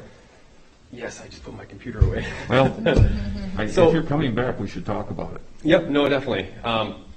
Elise? Oh. Yeah, we could use the document reader. Can we get the document reader, please? I think Elise has a PowerPoint, doesn't she? No. Yeah, she does. Oh, there. Yeah. Yes. Woo! At our first plan, I'm just going to go over here if that's right. Is that right? I leave the microphone? I don't think we'll be able to hear you. Okay. So, yeah. Oh, yeah. There you go. He'll be your pointer. On this plan, we wanted to get back into, we wanted to have this conversation. And so this plan kind of came out a couple of days before Doug had to submit his packet. We changed the things around. And we wanted to get in here. We didn't think we'd have enough time to do more parking stalls, kind of figure that out. We're at 120. We have to get to 135, I believe, or somewhere near there. So we have to have 15 stalls. A couple of options would be we expand the underground parking space in the 4-story. We've done that often. One of the things we could do is just excavate underneath the patio to add extra underground there. We do think we could get maybe another 5 or 10 stalls somewhere to the, let me see if I know, this is the north. Yeah, I make sure so the north of the site, we can get 5 or 10 more stalls there. And then over there on the north east, we could also navigate another 5 or 6 stalls. And that was one of the areas I wanted to get feedback on is, do we want to put more parking there? One of the things we could do is instead of having 6 and 6 on the townhomes, we could flip 2 of those townhomes up to the north and add, more parking that's, bringing the buildings a little bit further away from the bell line and having some more parking down there. If you thought that maybe having a few more townhomes together made more sense, but right now we're 6, we could 4 and 8. We could do 8 townhomes to, where Lane is, and, maybe put more of the 3 bedrooms into the 4-story building. That would definitely give us some more space, but we really liked having the townhomes on the site. Okay, can I ask, excuse me, is the blue line property line or that black angled line? So the on the north, on the far north, where the mouse is right now, that is the property line. Okay. The blue line is the 30-foot setback, do not disturb. Well, why is it on the north? I'm interested on the north. Why is the blue line nice and square with that line? Why is it nice and square with your project, but then the property line is such an angle? No, the property line to the north and west, like there. I believe that's where the gas station is. That's the gas station property. Is it? Yeah. So it's a gas station lot. No, I know that, but I mean, does their property come back at an angle like that? Are they actually built on that? Because again, you know how I feel about the location. Yeah. But if you're coming back, it would be a lot cheaper if you have to buy that little triangle and just continue your parking on the north side of the drive out. It's cheap. You've already got the driveway built. Buy some land from them, make a deal. And I mean, the White Horses own the station. I thought that they sold it. Did they? When? I believe so. Did they sell it? Okay. Yeah. Right. Definitely a great idea. It's still cheaper than building underground. Oh, for sure. And I think it's just a thought. I'm curious why it's such a funny angle there, and why the blue line then would be so far off the property line on somebody else's property. That doesn't make sense. And I assume that this would, and maybe this is a good question for Doug, the outlot, I assume that'd be a private drive, correct? That's my understanding. So then we probably have some options, if that would be okay to the Plan Commission, to have some spaces that are either angled parking, and that it's a pretty large, I think it's a 50-foot drive right now is shown, or the outlot's 50 or so feet. So there is room to have some angled parking along that private drive. You're talking about the outlot that goes to the east of the gas station? No, over there on the west. Right there. We could do some angled parking along there. That's options. To have sidewalks and a adequate road and everything, I doubt you'd have much room for angle parking. I don't think you'd even have room for street parking. Okay. For street parking, you probably should have a 32-foot face-to-face plus the terrace plus the sidewalk, and you try to fit all that on a 50-foot easement. Gets a little tight. Okay. But yeah. So, and what are your thoughts about adding some more stalls? I mean, I like the idea of talking to the gas station and seeing if there's something we can do on a in the new CSM and getting some additional space there. Definitely could be something we come back with. But the other thing I would say is we got a survey today which shows really that Carp C doesn't have any documentation that shows where the wetlands are. All that they have is that it's not on this site, and so DNR shows it going up to the site everywhere around. About 2 weeks before we even came here, the DNR showed wetlands going onto the site. It's like, okay, well then, the site can't be built on. But we were able to get more information. We pulled it back to the sight lines. We may even be able to pull it back a little bit further on that southeast side, and so that could create, some more opportunities to get more usable space. And so we will get up to the requirements of parking one way or another. And why the blue line on the south, why is that detention basin, why does that have to end there? Why can't it go further to the south? So you're allowed, with the 75-foot setback, you're allowed to, grade in between 30 feet and the 75 foot. So you have 45 feet. By who? So Carp C will allow you to grade in that space. Carp C, I'm not sure has the say over this. If this is already in the urban service area, those are requirements they usually add when they give their water quality letter, and I'm not sure there's a water quality letter required here, which would mean it's simply recommendations. That would be very good to know, and that was one of the reasons why we showed the two plans. Is if the city. Well, I'm not saying we would allow building in it, but a pond, and in my experience, ponds can be pretty much in that setback. The whole point of that is water quality. Okay. In the 30 foot? In the 75 foot, the whole point of the whole 75 feet is water quality, and in the old days it used to be 30 feet, and then it went to 40 feet, and now they're recommending 75 feet, but that's usually put on the face of a plat when the water quality letter is submitted, because that's their function as the water quality. Oh, so you're thinking that we could move the I'm just suggesting that I don't believe Carp C has authority over this piece of parcel right now. Not saying they don't have good recommendations, but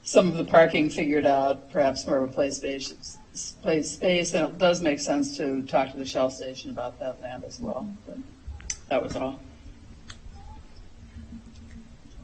Anyone else? Corinne? I would just reiterate the comment I had about the location of the play space as well. Depending on what you find out about the wetlands and wetlands or no wetlands and where those boundaries are. The first option you drew, it didn't feel as community to me as the second option. And if you really, given where this is located, I think making this as community, feel like a community as much as possible is going to be critical. Making it as beautiful as possible is going to be critical as well, with the most, opportunity for that recreation. So, the first one, the first unit they could drive in, park, and never see any of their neighbors, whereas the second unit, or the second drawing, there's more of a central location for gathering. And maybe think about bringing some of those numbers back that you talked about with respect to affordable housing. You had talked about some statistics. If you have any of those statistics, that would be helpful to know as well. And an eye to how you could promote the connectivity to other parts of the city. And I do want to note that 3 of our commissioners are absent. So it's a pretty substantial number of people gone. So when you come back, hopefully they'll be here. Anyone else? Chris? Yeah, I'm sorry to keep doing this, but I just want to be clear because you're talking about the 2 different plans, Corinne. I never meant when I talked about the environmental corridor that we would allow them to go back to that plan and build buildings within that setback. What we were talking about is being able to maybe put, the playground in there, the ponds might be able a little closer to the property line, things like that that are benign to that setback, but not a building.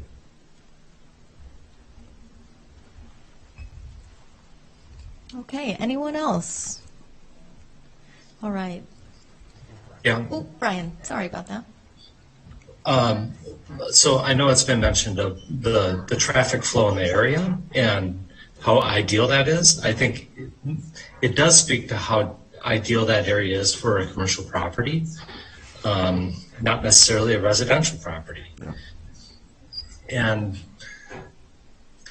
many of the amenities that have been talked about ease of access, and I do know this property scores extremely well because it's in a very unique spot that you have mass transit, you have Greyhound, you have major highways, you have jobs, you have parks, but none of them are ease of access. This is a location that is tucked in between commercial properties, a county road highway, and the major beltline. Tell me another location on the beltline from here to Middleton that has residential tucked in right next door that is not connected directly to any other residential property. I'm fearful that we will give a false sense of like, yes, go ahead, this is great, we love it. I do want to love it. This is a great project, it's the wrong location.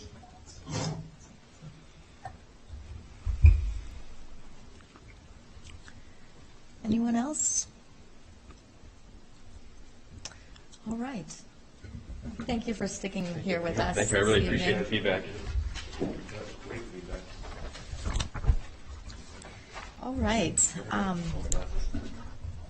Yeah. You need your glasses to find your glasses if you're like me. We'll move on to item 7, reports of staff and commission members. And a staff report regarding status of development project proposals. Doug? Thank you. So from an economic development update, discussions are still continuing both at a staff level and with the CDA.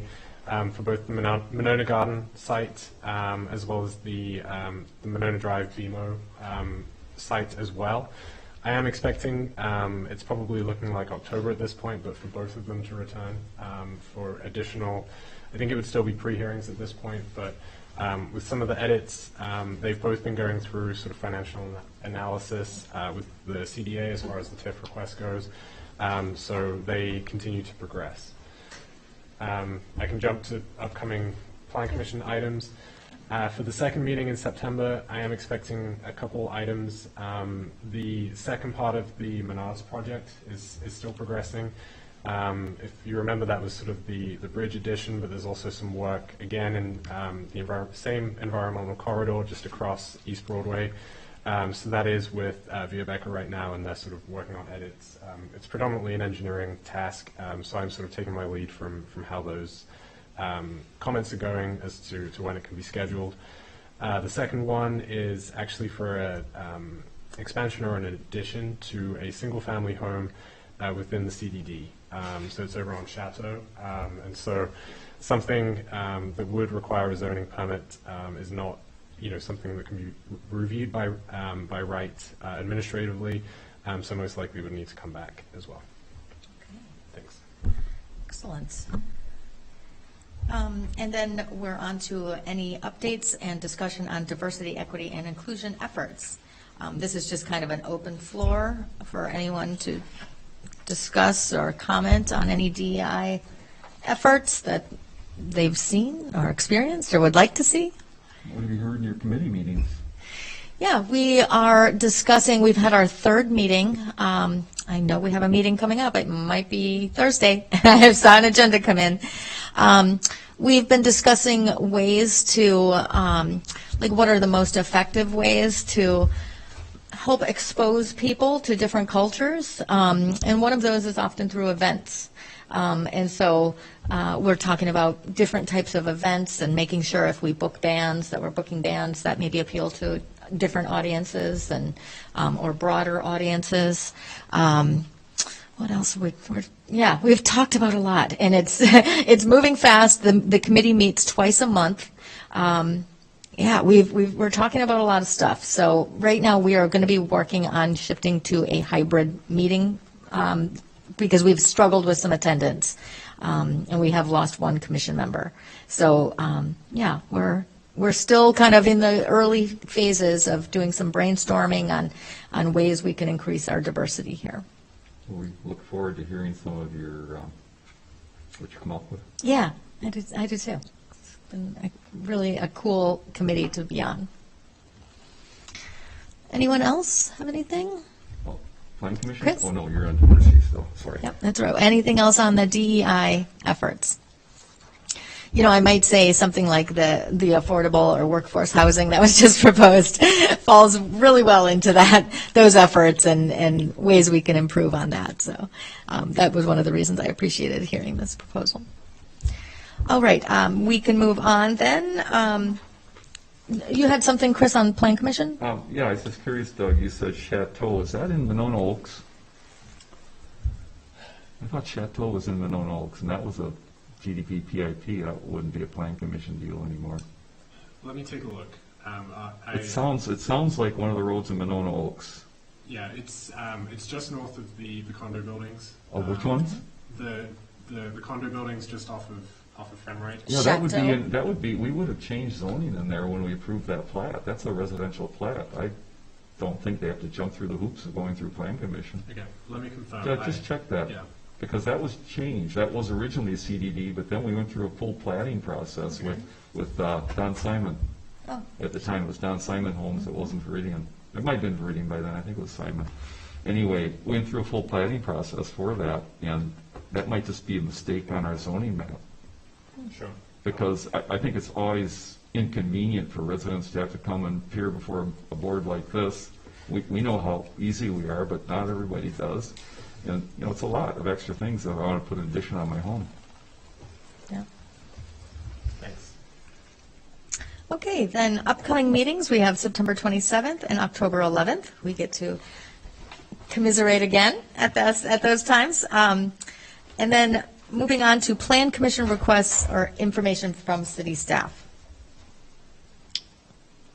I think that should say information for city staff. Any Plan Commission requests for staff? All right, if not, can I get a motion to adjourn? I'll move. In a second? I'll second. Great. And all in favor, say aye. Aye. Aye. And opposed? Of course not. All right, we are adjourned. Have a great evening, everyone. Bye, everyone. Bye-bye. Thanks. Thank you all. Oh, I am hungry. Stomach started growling there. I was hoping it wouldn't get picked up on audio.